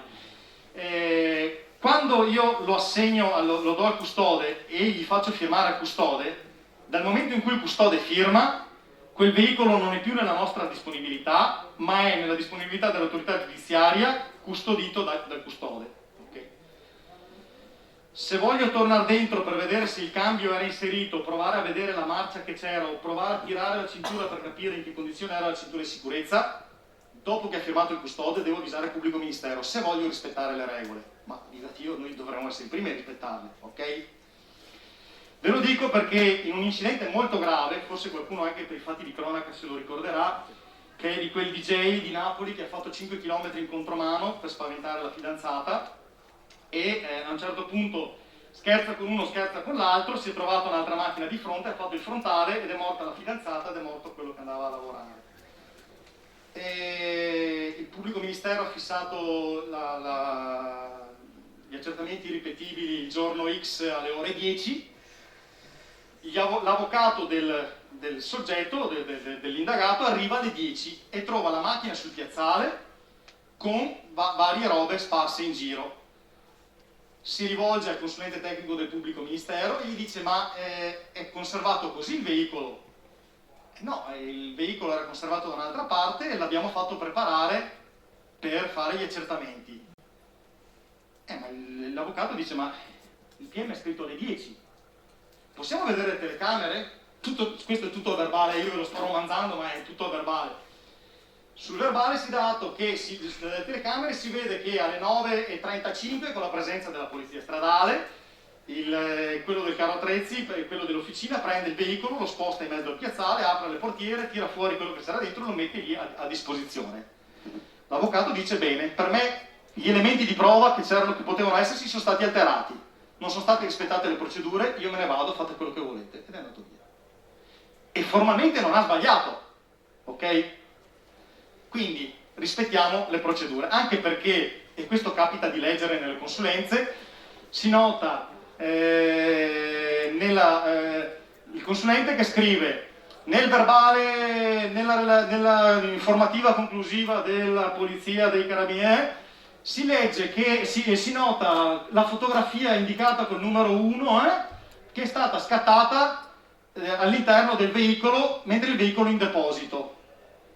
Perché non è stato dato avviso alle parti? Formalmente bisognava darlo. Quindi, se lo fate, non vi dico che lo fate, se avete necessità di tornare, girateci intorno, fotografate da fuori. Se aprite una portiera, già vi posso dire che l'elettronica di bordo, se c'è alimentazione, registra che avete aperto quella portiera. Ad esempio sulle Ford, quando voi premete il pulsante sul telecomando, già c'è un file che comincia a dire data, ora, se c'è il satellitare anche la posizione, e vi registra il log che è stata aperta la portiera, quindi c'è la traccia che avete alterato qualcosa. Se dovete fare quell'attività, avvisate il pubblico ministero, magari con una mail, ok? E il PM vi dirà fate pure, in maniera che se qualcuno vi contesta qualcosa dite: ok, io ho avvisato il pubblico ministero, dovendo fare solamente delle fotografie non si toccava, non c'era rischio di alterazione, per cui però sempre rispettiamo la procedura. Bene, quando si controllano i veicoli andiamo a vedere cosa guardiamo, cosa facciamo in questa attività ispettiva. Verifichiamo e fotografiamo la strumentazione di bordo, poi vi faccio vedere le fotografie e vi spiego il perché è importante.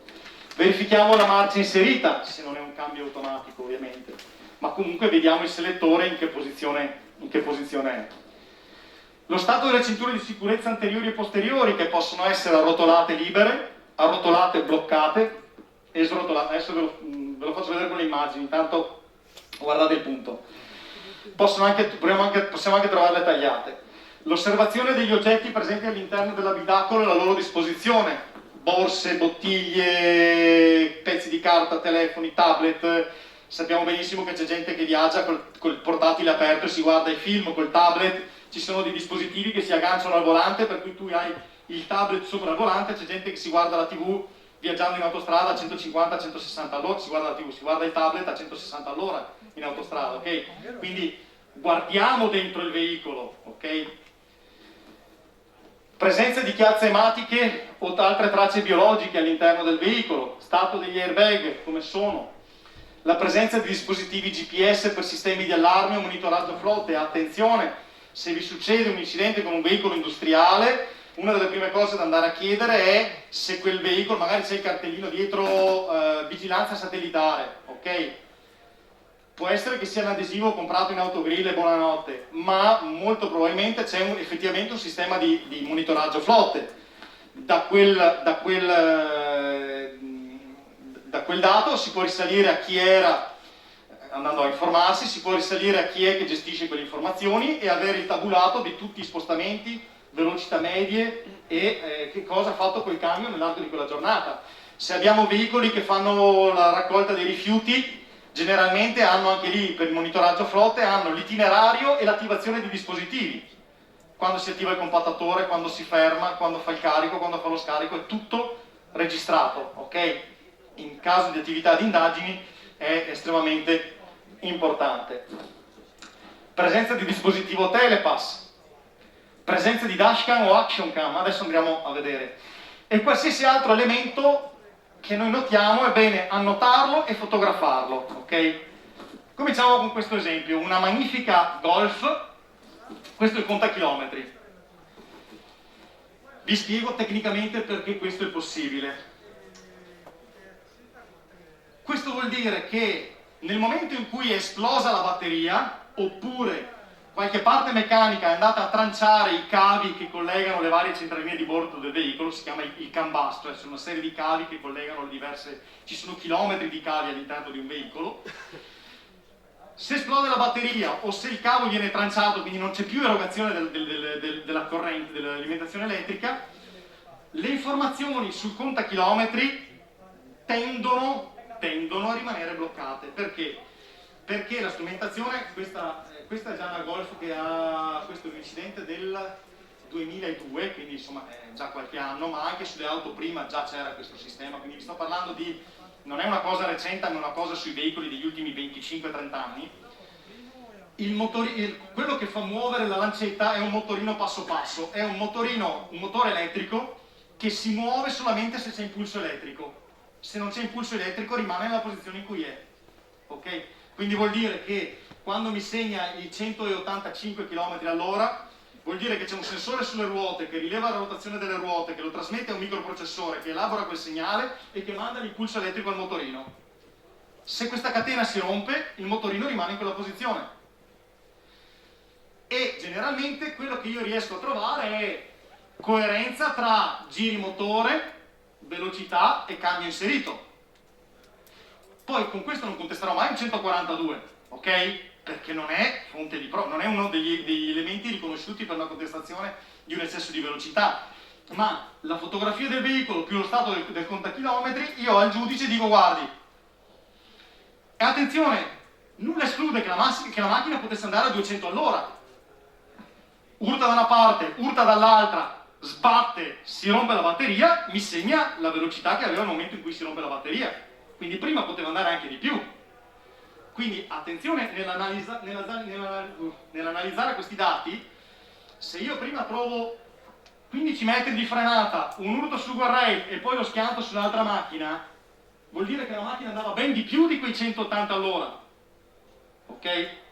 Sempre usare la testa nell'interpretare i dati. Questa è una magnifica Audi A6, ok? Quarta marcia, quindi non era, ne aveva ancora volendo, ma stava probabilmente facendo un'accelerazione e si è infilata sotto un camion. Attenzione, potrebbe essere contestabile il fatto che elementi meccanici, quindi il cruscotto danneggiato, mi vada a toccare le lancette e me le sposti. Ci può stare. Noi intanto fotografiamo e vediamo se i parametri sono compatibili. Quindi è possibile anche accertare se con quella marcia inserita a quel giri motore più o meno che velocità faceva quel veicolo. Però adesso io rischio di trovare veicoli come questi, dove non c'è più il motorino passo passo. Qui c'è un display. Ma quando trovate un veicolo come questo, l'elettronica di bordo vi può dire molto, ma molto di più di quello che vi diceva quella lancetta di prima. Ok? Perché il 9 su 10, quando c'è un display di queste condizioni, vuol dire che c'è un'elettronica all'interno che sicuramente ha un sacco di informazioni utili. Bisogna saperle prendere nella modalità giusta. Vi avevo parlato di cinture di sicurezza. Quando noi troviamo una cintura di sicurezza così, possiamo dire quasi con certezza che la cintura di sicurezza era utilizzata. Perché? Perché l'arrotolatore è rimasto bloccato in seguito alla decelerazione. Anche qui ci vorrebbero ore per spiegare tutti gli aspetti. Comunque è chiaro che l'arrotolatore non sta più facendo la sua funzione, quindi il conducente se l'è sganciata e l'ha lasciata in quella condizione. Quando invece la cintura di sicurezza la troviamo così, in gergo di solito si dice tesa a corda di violino. Tesa a corda di violino vuol dire che deve essere proprio tesa, cioè vuol dire che se io la prendo non riesco a fargli fare il giro, ok? Sì, appena appena la muovo. In quel caso vuol dire che il conducente non faceva uso delle cinture di sicurezza, ok? Perché? Perché è intervenuto il meccanismo che ha bloccato l'arrotolatore e l'ha bloccato nel momento in cui c'è stata l'azione da forza. In molti casi può succedere che l'arrotolatore si blocca e poi si sblocca, cioè io potrei trovare anche la cintura che scorre liberamente, a quel punto posso dire poco. In letteratura e in pratica ho trovato anche casi di, si dice che il nastro si può estrarre, dove se uno ha una decelerazione anche in una velocità di 60-70 km/h, dove viene trattenuto dalla cintura di sicurezza, nel punto dove il nastro passa sul montante centrale, centrale e sul gancio, sembra quasi che sia colato, cioè si stira molto, si genera calore chiaramente perché c'è il peso della persona che tira e la cintura che trattiene, e un pelino sfrega generando calore e si vede il segno. In altri casi si trovano sempre in prossimità di dove passa sull'arrotolatore, sul gancetto centrale, sul gancetto e sulla montante, si trovano le fibre stirate, cioè la cinghia è un nastro, e se voi lo prendete e lo tirate, a un certo punto qualche fibra incomincia a strapparsi. Però da lì dire che era pertinente a quell'incidente, sapete sempre che c'è il rischio che vi dicano che poteva essere pertinente un altro evento, non c'è una stretta correlazione tra i due. Se invece la cintura la troviamo così, ok, era lasciata dietro la schiena, perché qui chiaramente non c'è lo spazio per farci stare la persona. E infatti il ragazzo di 20 anni è finito oltre i guardrail e gli è rimasto. Ancora all'interno del veicolo troviamo, qui ci sono 2 bottiglie di birra e ci sono una serie di scontrini di mancato pagamento. Questo era entrato a Vicenza Est, è uscito a Due Ville, poi è rientrato a Due Ville, è uscito a Vicenza Nord, poi è entrato a Vicenza, finché andando avanti e indietro ha centrato un'altra famiglia e li ha ammazzati tutti, ok? E anche qui insomma è chiaro che qualcosa non andava. Oppure appunto tracce ematiche.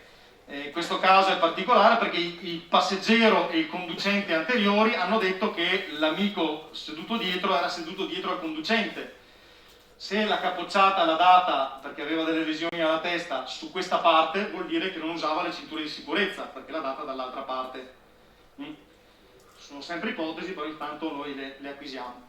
E ancora, quando andiamo a vedere gli airbag, andiamo a guardarli perché gli airbag di recente produzione in moltissimi veicoli possono aprirsi a stadi diversi, cioè c'è una doppia carica pirotecnica. Sapete che l'airbag è un pallone in tela che si gonfia grazie a dei gas che vengono generati da una carica pirotecnica, e il pallone è bucato, quindi in 3 decimi di secondo arriva alla massima, in meno di 3 decimi di secondo arriva alla massima estensione e poi comincia a sgonfiarsi. Questo serve a far sì che la cintura di sicurezza trattiene l'avanzamento del busto della persona, poi arriva avanti la testa, e la testa, anche se uno ha gli occhiali, va a posarsi su un pallone che si sta già sgonfiando. Okay? Ma a seconda della posizione del sedile, cioè se il sedile è avanti o sedile indietro, se abbiamo un airbag diciamo di tipo più evoluto, potremmo avere l'airbag, il pallone che si gonfia con stadi diversi. In questo caso vediamo un airbag che si è gonfiato al secondo stadio, cioè quello più grande, perché la prima carica pirotecnica ha fatto aprire il pallone fino a un certo livello, poi è partita la seconda parte quasi subito, stiamo parlando di millesimi di secondo, e ha fatto partire tutte queste cuciture qui, quindi il pallone si è gonfiato ancora di più. L'ottica di questo sistema è quello di consentire di avere una superficie più ampia a protezione del passeggero o del conducente. Guardiamolo, documentiamolo, no? Cioè, lo sappiamo e quindi nell'informativa diamo atto, quindi si può vedere anche la posizione del sedile e possiamo, magari non è detto che serve a noi, ma magari un consulente, che può essere del pubblico ministero o delle parti, può trarre delle informazioni utili. E veniamo a parlare delle scatolette nere. Le black box sono dei dispositivi elettronici che consentono che contengono almeno un accelerometro, di solito sui 3 assi, quindi un dispositivo che rileva accelerazioni entro nell'asse longitudinale laterale e verso l'alto, un ricevitore GPS, poi hanno un microprocessore con memoria, una batteria e di solito hanno un modulo GSM per trasmissione di dati. Mi sto riferendo alle cosiddette scatolette nere, la più diffusa è quella di Octo Telematics, ok? Quelle che vi danno con le assicurazioni per avere la riduzione della tariffa. Come funzionano questi elementi? Chiaramente abbiamo dal modulo GPS abbiamo le informazioni della velocità e della posizione del veicolo, dagli accelerometri abbiamo la percezione di eventi critici, quindi forti decelerazioni, forti accelerazioni o impatti, il microprocessore che serve a elaborare quei dati, la batteria che serve a supportare lo strumento nel caso che la batteria della macchina non eroghi più alimentazione. E poi, siccome questi dati non sono locali, non sono all'interno del modulo della black box, ma sono gestiti da un provider di telematica assicurativa, ok, quindi da un ente terzo, c'è un modulo GSM che quando ha un impulso, riceve un impulso dall'accelerometro che gli dice guarda che qua abbiamo fatto un botto, abbiamo fatto un incidente, prende i dati del ricevitore GPS, prende i dati dell'accelerometro e li trasmette al provider di telematica assicurativa. Perché vi racconto tutto questo? Perché 9 su 10 quando troviamo una black box sequestrarla non serve a niente, perché dentro non ci troviamo i dati. Però è importante vedere dov'è e com'è installata. Questo sì è importante, perché ci può aiutare a interpretare i dati che la black box ci fornisce. Ne abbiamo, ecco, non vi è connessione con l'elettronica di bordo del veicolo. Attenzione che alcuni libri di testo sono sbagliati. Un paio di libri di testo che mi è capitato di trovare in Fortunistica dicevano che le black box sono collegate all'elettronica di bordo del veicolo. Se per elettronica di bordo del veicolo intendono che sono alimentati dal positivo e il negativo della batteria, sì, ma non è così. Cioè non sanno, le black box non hanno alcuna informazione di quello che circola sui dati del veicolo, hanno solo il positivo e il negativo dell'alimentazione. Fine. Ok? Ce ne sono di diversa fattura, di diversa marca, ma quasi tutte hanno una freccia che dà l'orientamento, o viene montata da un installatore professionista che la installa come si deve, oppure se ve ne vanno da installare a voi vi dicono installala in maniera che la freccia sia rivolta nel senso normale di marcia del veicolo. Vediamo alcuni esempi. Qui abbiamo un incidente mortale che è avvenuto in questa zona dove un'auto arrivava da questa direzione ed è andata in contromano, una arrivava da questa, ha fatto la rotatoria, si è trovata l'altra macchina di fronte e c'è stato un frontale leggermente disassato. Okay? Questo è ancora il disegno fatto a china, questo incidente ha qualche anno ancora, ok? Siamo in provincia di Torino. Questa è la macchina che usciva dalla rotatoria, da una Fiat Stilo, e questa è la Ford Fiesta invece che è andata in contromano. Eccola qua, questa è la fotografia. Fatto più unico che raro all'epoca è che tutti e due i veicoli avevano la black box. Attenzione che sto parlando, questo veicolo, ad esempio la black box è installata sul veicolo dal 2008, quindi non sto parlando di tecnologie di adesso, è una cosa che c'è da un sacco di anni e che magari non siamo mai andati a vedere, ok?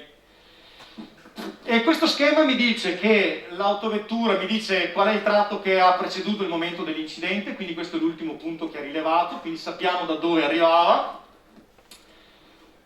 Ci dice la localizzazione, la strada, il comune, eccetera, ho tolto i dati, il quadro del veicolo era acceso, che la velocità GPS rilevata era di 106 km/h, lì il limite di velocità è 50 km/h, ok? Attenzione, tenete presente due cose, sempre. Quando si parla di una velocità determinata da un dispositivo GPS, non è velocità istantanea, ma è velocità media. Cioè, la velocità istantanea ce l'ho con un sensore che mi legge la rotazione della ruota, ok? Un GPS invece prende dei punti e mi calcola la velocità media nel percorrere, nel tempo che passa per raggiungere da un punto all'altro. Posso avere un intervallo di 1 secondo, posso avere un intervallo di 2 secondi. Ci sono dei dispositivi che rilevano la posizione ogni minuto, ok? Quindi in quel minuto può essere successo, già in un secondo può cambiare di tanto la velocità, la decelerazione o l'accelerazione di un veicolo. Quindi attenzione, tenetelo presente. Però considerando anche che un dispositivo GPS come questo, che non è come il Top Crash che usiamo noi, dove l'antenna da sola costa 8.000 euro, ma un dispositivo come questo al costo di qualche decina di euro, la tolleranza di errore può essere anche di 10-15 metri, 20 metri, ok? Però vuol dire che se indica il 106 poteva essere tra i 102 e i 108, 110, cioè siamo lì, ok? È un ordine di grandezza. Poi si dice che questo veicolo ha avuto 2 urti, il primo a 17 gradi, e rispetto a questa sagoma vediamo da 0 a 90, vuol dire che il primo urto l'ha avuto in questa direzione. Questo è il veicolo che è andato in contromano e che ha urtato l'auto che usciva dalla rotatoria. Poi ci dice che ha avuto un secondo urto a meno 33. Meno 33 da 0 a meno 90 vuol dire che l'ha avuto da questa parte, ed è il muro laterale contro il quale si è fermata, il muretto laterale contro il quale si è fermata la Fiesta. Okay? E se vogliamo possiamo vedere rispetto all'asse orizzontale e rispetto all'asse laterale, longitudinale e laterale, l'andamento delle forze. Anche lì va fatta una somma delle componenti delle 2 forze. Lì ce le abbiamo scomposte, bisogna metterle insieme per capire esattamente le forze da dove sono arrivate. L'altro veicolo, la Fiat Stilo, invece, viaggiava a 46 km/h. Chiaramente usciva da una rotatoria, la velocità era corretta.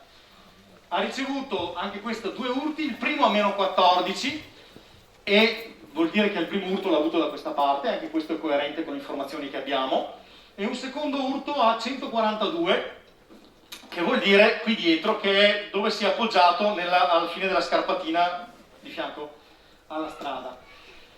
L'accelerazione di picco qua è stata di 11,73 G, una gran botta come si suol dire, ok? Un G è la forza con cui noi siamo attratti verso terra, ok?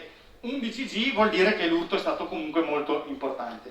Questa è una di quelle più diffuse, e come vi dicevo, quando andiamo a vedere un veicolo dobbiamo fare attenzione, perché, scusatemi, eccolo qua, ok, la maggior parte di questi dispositivi c'è scritto le indicazioni sono quelle di incollarla con del nastro biadesivo sulla batteria, sulla parte superiore della batteria, e di alimentarla col positivo e negativo, avendo l'attenzione di mettere la freccia nella direzione di marcia del veicolo. Ma se noi andiamo a vedere l'interno di un veicolo, magari vediamo questo, cioè la batteria è nascosta perché c'è la scatola sopra, magari guardiamola.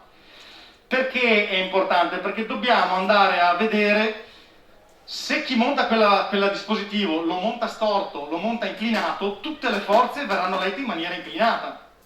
La posizione GPS no, la velocità no, perché quello rileva solo la posizione, ma la provenienza degli urti verrà letta in maniera invece diversa. Che utilizzabilità hanno queste informazioni? Queste informazioni, cioè i dati della black box, hanno piena validità, piena prova nei procedimenti civili dei fatti a cui essi si riferiscono, salvo che la parte contro la quale sono state prodotte dimostri il mancato funzionamento o la manomissione del predetto dispositivo. Quindi, a meno che non si dimostri che c'è stato qualcosa che non va, insomma, hanno piena validità.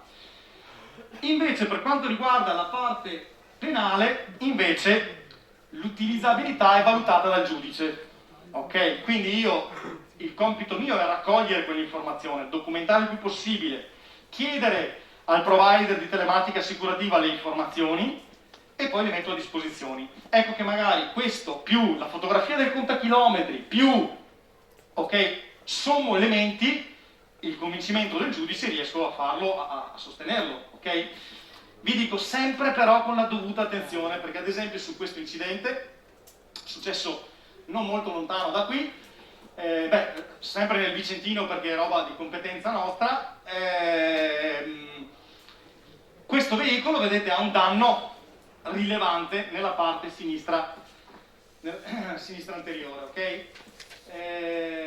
Se guardiamo dalla parte opposta vediamo che c'è i cosiddetti danni di consenso, cioè non ha urti diretti ma sono le deformazioni delle lamiere dovuti agli urti ricevuti dall'altra parte, ok?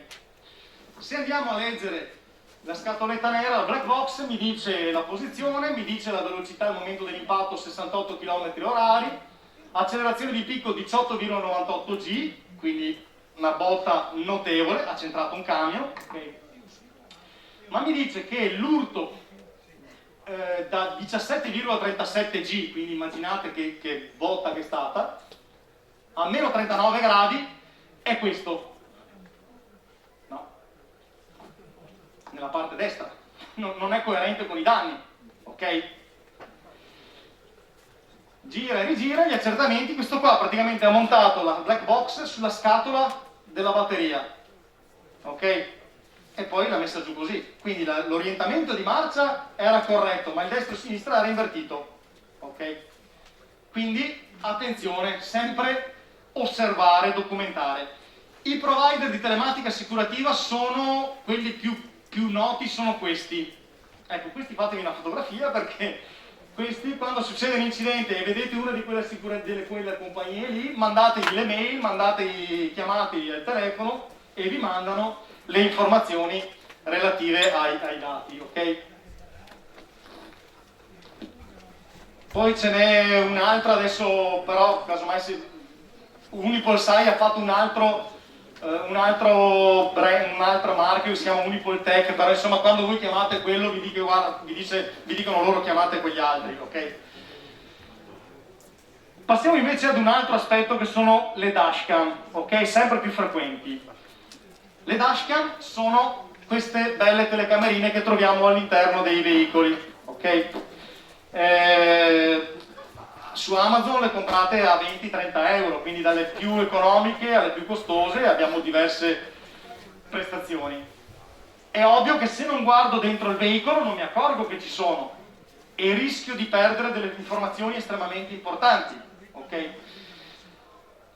Questa ad esempio è una dashcam di quelle più costose, è della Garmin, che ha una doppia telecamera. Ha una telecamera che riprende l'interno del veicolo e una telecamera che riprende l'esterno del veicolo. A differenza di quelli di prima, quasi sempre, siccome i flussi video occupano un sacco di spazio in termini informatico, in termini di occupazione di byte, hanno una scheda di memoria che tiene memorizzate le informazioni, i video, ok? In questo caso sì che è importante invece andare a sequestrare o acquisire nella corretta maniera, adesso lo vedremo. Quindi una dashcam può essere un dispositivo, di solito una telecamera rivolta verso l'esterno, che ha gli accelerometri, anche questa sugli assi per rilevare gli impatti, un microprocessore che elabora, una batteria per lavorare in autonomia e un supporto di memoria. Ma opzionalmente potremmo trovare una telecamera interna, e attenzione che può essere nello stesso dispositivo, quindi che riprende l'interno dell'abitacolo, oppure potremmo avere una telecamera Bluetooth o via filo installata sul baule posteriore, sul lunotto posteriore, ok? Ci sono, quindi guardiamo da tutte e due le parti, ok? Può avere un ricevitore GPS per avere anche le informazioni della posizione e scusate, è andato troppo veloce. E che altro poteva avere? Ancora la trasmissione, sì, anche questa potrebbe essere abbinata ad un servizio, ma sono veramente poche, a un servizio che vi tiene, di un provider telematica assicurativa che tiene anche informazioni. Vi dicevo di telecamere, ne abbiamo di tutti i tipi, di tutte le fogge, quindi basta guardare all'interno del veicolo. Vediamo un esempio per discutere. Questo è un video che noi utilizziamo anche per la nostra campagna di sicurezza stradale, però in realtà si tratta di un incidente e facciamo alcune considerazioni. Guardate cosa succede. Ok? Adesso dico, se il ragazzino lì si rompe il polso e gli fanno 45 giorni di lesioni, l'autista dell'autobus che stava guidando quel veicolo lì, che rogne passa? Ok. Allora, la dashcam dice che l'autobus viaggiava circa 23 km orari. Andava forte? Insomma, poteva avere maggiore attenzione, però subito qualcuno dice, ma il ragazzo era sulle strisce. Certo, era sulle strisce. Guardiamo un po'. Guardate. Il ragazzo ha, aspettate che lo rivediamo, a rallentatore, il ragazzo ha il cappuccio in testa, non si gira mai, non c'è un momento dove va a guardare se qualcuno arriva sulla strada, questo ha attraversato così. Allora, in questo caso sappiamo che per fortuna il ragazzino non ha avuto gravi lesioni, non è neanche stato rilevato da organo di polizia, ok? L'autista dell'autobus è stato sanzionato internamente comunque perché non aveva adottato tutte le cautele nella guida. Se avesse avuto un caso invece dove il bambino si faceva 45 giorni e rischiava il ritiro della patente per 5 anni, dove uno magari ci mantiene la famiglia anche con quello stipendio, è chiaro che aver avuto una telecamera come questa dice ok, parliamone di 5 anni, cioè sappiamo benissimo che se c'è un concorso di responsabilità dall'altra parte, e io credo che in questo caso sia, insomma, sia importante il concorso di responsabilità del ragazzo che non ha minimamente guardato sull'attraversamento pedonale, ok? Altro esempio, questa è una tassista, bellissima anche questa.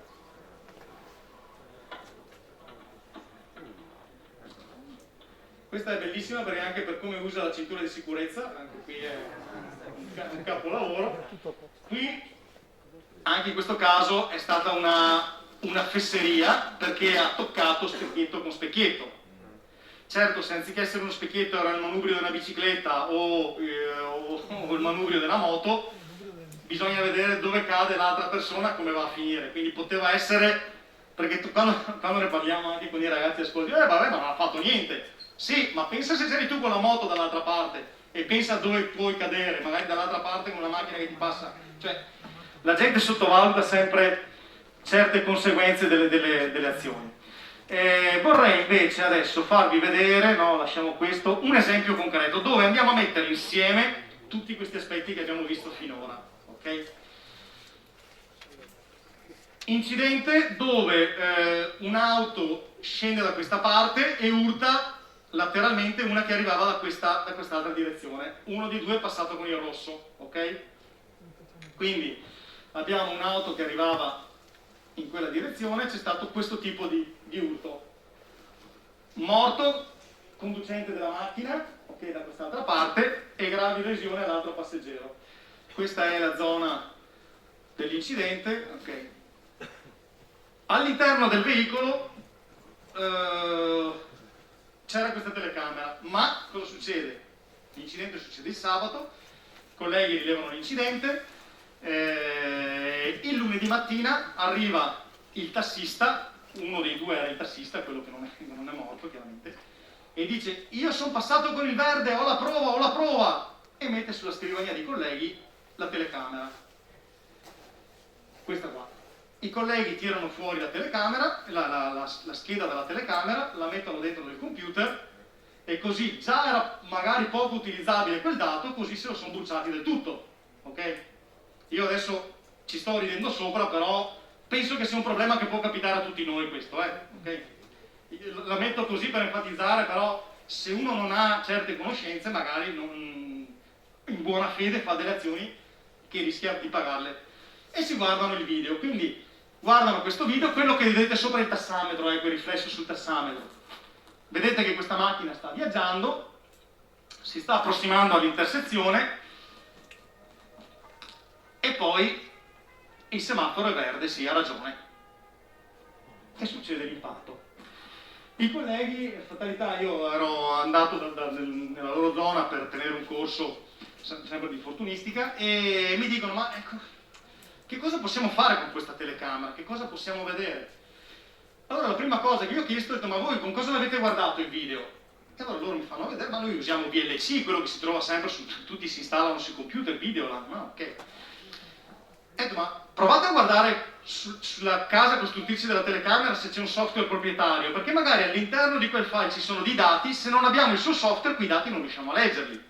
E andando a vedere lo stesso video con il software della Octocam, vediamo che l'auto viaggiava, questa è la velocità media dell'auto, ok? Questo è un tratto a 50 all'ora, ok? Poi arriva, si approssima all'intersezione, sì, è passato col verde, ma al momento di passare all'intersezione era a 125 all'ora.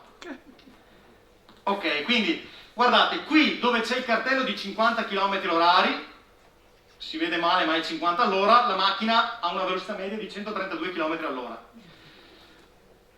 Adesso vi domando, secondo voi questo tassista, se sapeva che veniva fuori questo dato, sarebbe venuto il lunedì mattina dalla polizia stradale a dire oh, c'è la telecamera, sono passato col verde? Guardate, c'è un'aggravante specifica per l'omicidio stradale, sono più del doppio del limite di velocità. Cioè, ci ridiamo. Però, io dico, i due colleghi che hanno rilevato quella sera, dimenticarsi di non vedere questa telecamera è una grave mancanza, ok? Attenzione, con il top crash abbiamo rilevato la zona. Ho fatto rilevare la zona. Ho fatto rilevare praticamente il tratto di strada percorso da quell'auto che abbiamo visto il video. Poi ho fatto questa operazione. Seguitemi un po'. Ho puntato 7 strisce della linea di mezzeria.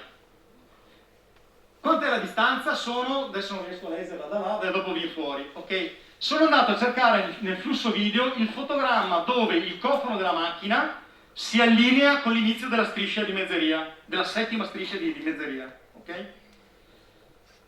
Poi siamo andati a vedere quando il cofano della macchina si allinea con l'inizio della linea continua che precede la linea di arresto, ok? E sono 52 metri 58 percorsi in 38 fotogrammi. Andando a vedere com'è il video era 25 fotogrammi al secondo. Attenzione, potrebbe essere a 12, a 15. Generalmente 25 è quello più diffuso, 25 o 30 è quello più diffuso, però potrebbe anche essere meno. Okay? Quindi, se sono 25 fotogrammi al secondo, vuol dire che il veicolo ha percorso quei 52,58 metri in 1,52 secondi. E facendo proprio il conto della serva velocità uguale spazio fratto tempo, viene fuori che viaggiava a 124,53 km/h di media. Bene. Siccome io voglio essere scrupoloso prima di dire una certa cosa a un giudice, dico vabbè, vediamo il tratto successivo, vediamo se ho coerenza nei dati. E qui vediamo che quando la macchina si trova in questa posizione e quando l'auto arriva alla linea di arresto, qui la linea di arresto è proprio sotto il cofano della macchina, vediamo il semaforo verde e l'altra macchina che si sta già affacciando nel quadro. Sono 34 metri e 22 in 25 fotogrammi. Stessi calcoli di prima, vuol dire che li ha percorsi in un secondo, vuol dire che viaggiava a circa 123,19 km/h. Anche il GPS dice che mediamente ha decelerato, prima era 130, poi era 125. Se ho sbagliato nei conteggi di 1 metro, quanto cambia il valore? Perché qualcuno mi dice, vabbè, ma lei sta facendo ad occhio su dei fotogrammi rispetto a una distanza misurata. Ok, ho sbagliato di 1 metro, non posso aver sbagliato, però ipotizziamo. Se sbaglio di 1 metro, la macchina andava tra i 118 e i 126 all'ora. Se invece sbaglio di un frame nel conteggio del tempo percorso da una all'altra, la macchina andava tra i 128 e i 118, siamo sempre lì, siamo sempre oltre il doppio del limite di velocità. Tant'è che vediamo che nel momento, proprio nell'ultimo frame prima dell'impatto, la macchina andava a 125, sono valori assolutamente coerenti, considerando che il GPS ha una tolleranza di errore. Ma il contachilometri della macchina, guardate un po' cosa segnava. Allora, ecco che presento uno, ecco che presento l'altro, ecco che ti presento anche i conticini. Ok, con nessuno di questi io posso contestare un 142, però penso che convincere il giudice che l'aggravante specifica per l'eccesso di velocità ci sta, ok? E questo, mentre non è consentito per il 142, per la contestazione del 142, per l'aggravante specifica per l'omicidio stradale, invece questo sì è consentito, perché scrive, la normativa dice anche per velocità desunte anche da altri metodi di determinazione. Ok? Bene, parliamo, abbiamo l'ultimo quarto d'ora, volevo affrontare questa tematica che è... ditemi se avete domande, perché vedete io tendo ad andare sempre avanti, se c'è qualche dubbio, qualche domanda. Ok, parliamo di quella che è l'infortunistica, qualcuno dice del futuro, io dico l'infortunistica attuale. Cioè questo è dove noi oggi dobbiamo incominciare a studiare. È vero che guardando i fascicoli che passano in mano nei vari uffici c'è tanto da studiare anche di quella vecchia, però insomma vediamo dove ci stiamo orientando. Vedo che il comandante hanno fatto un segno di assenso. Ok, però vediamo dove stiamo andando. Ok, se noi pensiamo alle nostre auto di ieri, quando parlavamo di sicurezza passiva si parla di ridurre le conseguenze negative di un evento quando questo si è verificato, ok? Quindi la passiva, già l'incidente è successo, cerca di limitare quei danni, ok? Sono le cinture di sicurezza, gli airbag, i sistemi di ritenuta per bambini, i poggiatesta che mi evitano l'iperflessione della colonna vertebrale, della colonna cervicale, il telaio e la carrozzeria deformazione controllata o progressiva dei veicoli.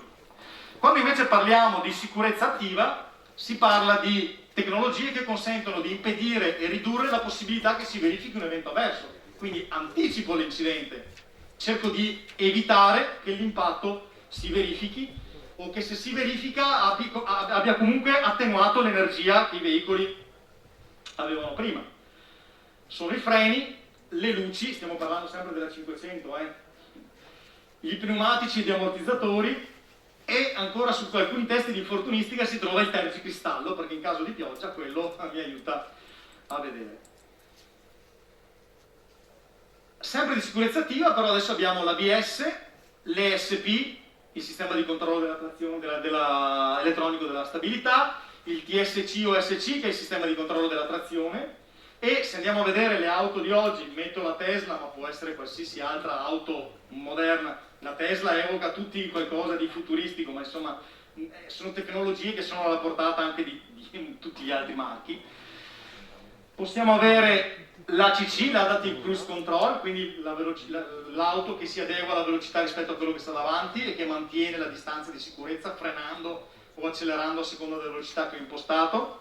Addirittura c'è l'ACC predittivo, dove la strumentazione è anche collegata col GPS, quindi se c'è col navigatore, se c'è una rotatoria, se c'è una curva, anche se non ho nessuno davanti, comunque rallenta la velocità perché sa che c'è una curva, ok? Abbiamo il forward collision warning, quindi se qualcuno rischia il tamponamento incomincia ad avvisarmi, prima avvisa, poi in alcuni veicoli aziona i freni fino a fermare il veicolo. L'automatic emergency braking, quindi le frenate di emergenza in caso di necessità. Il lane departure warning system, quindi il sistema che mi avvisa se supero le corsie. C'è quelli che avvisano, c'è quelli che ti tirano la macchina dentro, c'è quello che ti fa tirare il volante, ti fa vibrare il volante, quindi ce ne sono di tutti i tipi. Il blind spot monitoring, che controlla gli angoli ciechi del veicolo, quindi vedete che di tecnologie ne abbiamo sempre di più. Tutti questi vengono adesso chiamati ADAS, Advanced Driver Assistance System, cioè sistemi avanzati di assistenza alla guida. Poi sulle auto a guida autonoma, sapete, ci sono 6 livelli di automazione, dalla 0 alla 5, attualmente siamo al livello 2, quindi ne manca prima di arrivare all'automazione totale, e si dice che con l'automazione completa ci sarebbe poco lavoro per noi, perché si dice le stime sono di riduzione del 90% degli incidenti stradali, riduzione dell'80% delle infrazioni, perché il veicolo, se c'è il cartello di limite di velocità, va a quella velocità, non va di più, di meno, cioè si adegua. Okay.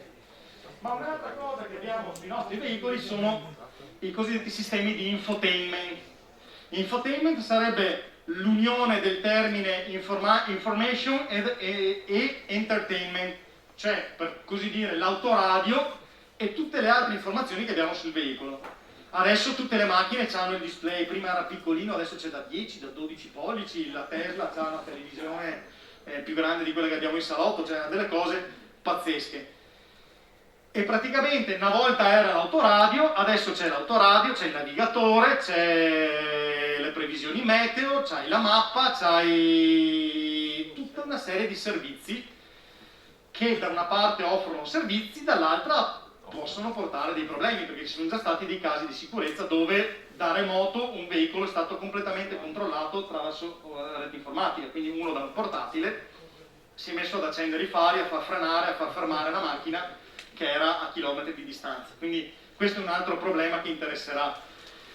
Ma questi sistemi di infotainment hanno anche diciamo dei sistemi operativi propri, quindi possiamo avere l'Apple CarPlay oppure l'Android Auto, no? Tanto per dire, ma ce ne sono molti altri, questi sono i più noti, ci sono quelli specifici, c'è la Fiat, c'è la Uconnect, poi c'è il Grand Linux di Genevi, il BlackBerry ha fatto un sistema operativo, la Ford ha il suo sistema operativo, Windows anche lì ci ha messo le mani, speriamo che faccia qualcosa di meglio dei sistemi operativi che fa attualmente. Quindi se andiamo a vedere, un'auto oggi ha una miriade di tecnologie e di informazioni. Alcuni testi dicono che l'auto è un altro che un insieme di sistemi elettronici e meccanici connessi attraverso reti di comunicazione, ovvero un potentissimo elaboratore viaggiante. Quindi, che cosa possiamo fare? Noi possiamo fare delle indagini anche su tutti questi aspetti, cioè andare ad analizzare sia l'elettronica di bordo del veicolo per vedere che informazioni viaggiavano, visto che tutto è codificato, tutte sono tracciate, dai sistemi di infotainment, possiamo andare a vedere device rinvenuti all'interno dei veicoli, ne abbiamo accennato prima, ma per fare questo abbiamo necessità di avere nuove competenze. Cioè dobbiamo fare un'estrazione forense, entriamo nel campo delle prassi forensi, quindi dobbiamo rispettare determinate procedure per garantire, come previsto dalla procedura penale, che quei dati non siano alterati, che quei dati siano genuini. Quindi noi dobbiamo fare una copia genuina e autenticarla con un codice che si chiama hashcode di quel dato, di quell'informazione, e poi rielaborare quei dati che abbiamo a disposizione. Possiamo avere estrazione forense dai dati dei sistemi di infotainment e acquisizione forense dei dati dello smartphone. Faccio una parentesi prima perché la stavo per saltare. Prima vi ho detto i colleghi di quella telecamera hanno tirato fuori la schedina e l'hanno messa sul computer. Ecco, questa operazione, la prima cosa che fa il computer, qualsiasi sistema operativo, quando gli inserisco un supporto, a meno che non sia stato inibito, va a leggere, va a indicizzare quel contenuto, quindi altera quell'elemento. Quindi vuol dire che quella schedina prima aveva un contenuto, poi la inserisco, dopo ne avrà un altro. Non vuol dire che ho alterato, che non è più buono quel dato, ma comunque è alterato. Per fare un'acquisizione forense da una dashcam, ad esempio, che noi rivediamo su un veicolo, è opportuno o dirlo al pubblico ministero che nomina consulente, oppure rivolgersi a chi ha le strumentazioni. Noi Polizia Stradale come compartimento Veneto ce l'abbiamo e diamo supporto anche ad altri corpi di polizia che abbiano necessità, o a procure che ne abbiano necessità, ma sostanzialmente bisogna prendere quella schedina, inserirla in un dispositivo che ha scrittura protetta, quindi non può scrivere, può solo leggere, creiamo una copia, di quella copia creiamo un hash code che è una sorta di firma, la firma deve essere identica tra l'originale e la copia, dopodiché quella copia viene copiata nuovamente, quella originale viene data in procura e su quella copiata si va a fare tutte le operazioni di indagine. Questo è a grandi linee, però ecco, questo vuol dire rispettare le procedure forensi. Che dati possiamo trovare all'interno di un veicolo? Ad esempio, dal sistema di infotainment, da quella nostra autoradio moderna, possiamo trovare informazioni sul numero del telaio, sul numero delle parti del veicolo, sul numero identificativo, sul numero di fabbricazione, possiamo avere applicazioni come il meteo, il traffico, Facebook, Twitter. Possiamo sapere, questo interessa più magari per l'attività di polizia giudiziaria, quanti telefoni si sono connessi. Quasi tutti i telefoni Bluetooth, il vostro telefono Bluetooth, quando voi lo abbinate ad un veicolo, 9 su 10, salvo che non lo impedite, va a scaricare tutta la vostra rubrica indirizzi su quel veicolo, ok? Vi scarica tutti gli SMS, vi scarica anche tutto il logbook, cioè tutte le chiamate che avete effettuato o ricevuto. Voi magari su quella macchina non ci salite più, però quei dati rimangono dentro a quel veicolo. Pensate nel caso di veicoli rubati, che magari chi l'ha rubato si è connesso e sbadatamente non gli ha detto, quando il sistema gli dice vuoi connettere, gli ha detto sì, tutto quello che aveva sul suo telefono dal punto di vista dei numeri telefonici ci ritroviamo dentro l'auto. E capite che è interessante riuscire a sapere queste informazioni. Okay?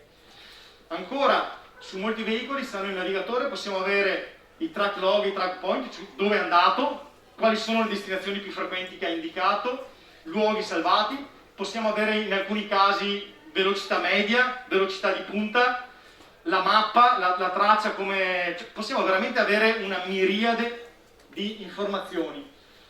Per non parlare poi se sono state fatte telefonate dal dispositivo del veicolo e su alcuni veicoli possiamo avere anche l'apertura e la chiusura delle porte, l'apertura e la chiusura di finestrini, cioè qualsiasi attività che viene fatta dal veicolo c'è un file di log che la registra. Okay? Tutto sta nell'andare a recuperarla. L'acquisizione si può fare sia attraverso un'acquisizione logica, dove io mi connetto con il portatile a una porta USB e mi scarico i dati. In altri casi ci sono degli altri tipi di connessioni, ma sempre comunque abbastanza facili, prevalentemente USB, oppure bisogna fare un'acquisizione fisica all'elettronica del veicolo. Tanto per dire, le BMW, quasi tutte le BMW hanno un hard disk all'interno, quindi bisogna smontare il cruscotto, tirare fuori questo hard disk, fare la copia forense di questo hard disk e poi andare a leggere i dati all'interno di questo hard disk.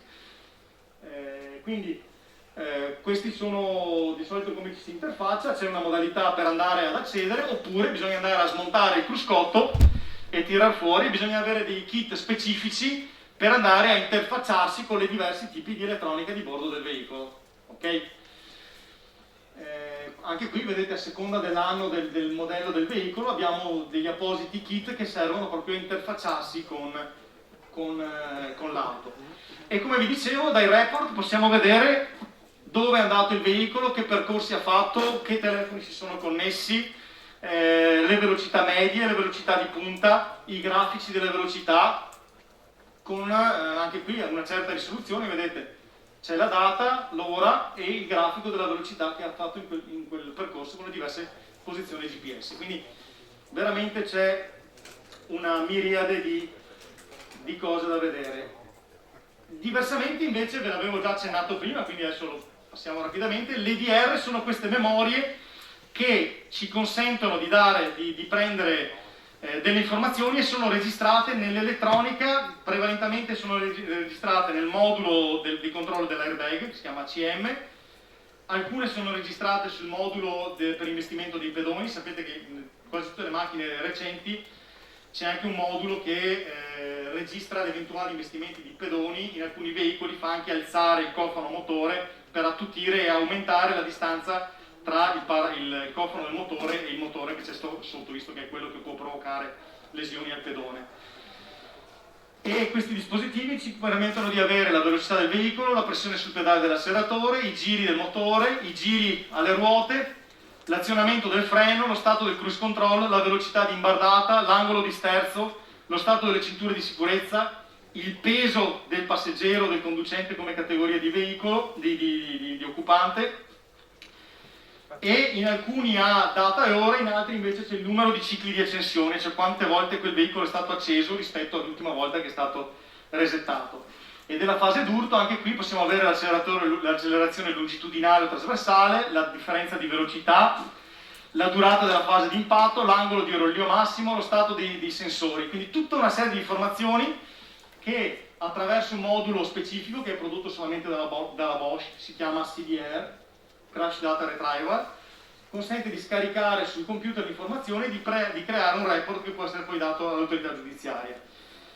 Attenzione, perché mentre per i veicoli del mercato americano la lettura di questi dati è obbligatoria dal 2014 in avanti, per il mercato europeo non c'è ancora nessuna direttiva che gli consenta lo scarico.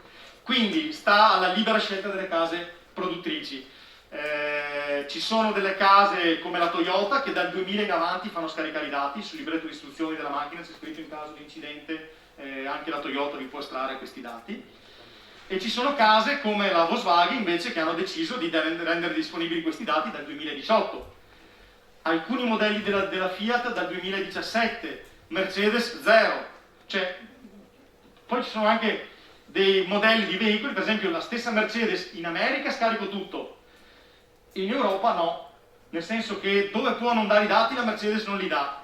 Anche lì ci sono delle tecniche particolari per riuscire ad acquisirli, ma è un discorso ancora lungo, ed è un settore dove ci stiamo facendo le ossa, nel senso che si sta di giorno in giorno con le nuove esperienze imparando e acquisendo professionalità anche in questo settore, però di certo potremo avere, questa è la nuova frontiera dell'infortunistica stradale. Bene, io ho finito e vi ringrazio per l'attenzione. Grazie ad Alessandro Zavra. Il servizio polizia stradale, quindi la nostra direzione centrale, ha istituito un laboratorio a livello centrale che si occupa di studiare e di approfondire la tematica. Poi abbiamo dei laboratori a livello periferico, ne abbiamo a Piemonte, Lombardia, Veneto, Campania, Sardegna e Sicilia attualmente, dove ogni laboratorio ha tutto il necessario per fare tutto quello che abbiamo visto finora. Se qualcuno ha necessità, allora è ovvio che l'attività nasce per le esigenze della polizia stradale, però se un altro comando ha necessità per un incidente grave, generalmente il pubblico ministero che ha l'indagine ci fa una delega per questo tipo di attività e lo facciamo. Quindi l'abbiamo fatto già per altri comandi di polizia, quindi noi abbiamo da una parte vi do la disponibilità personale, nel senso che se qualcuno ha dubbi mi chiama e gli dico guarda, lo posso indirizzare. Se poi c'è un incidente grave che c'è questo tipo di necessità, se il PM ne fa richiesta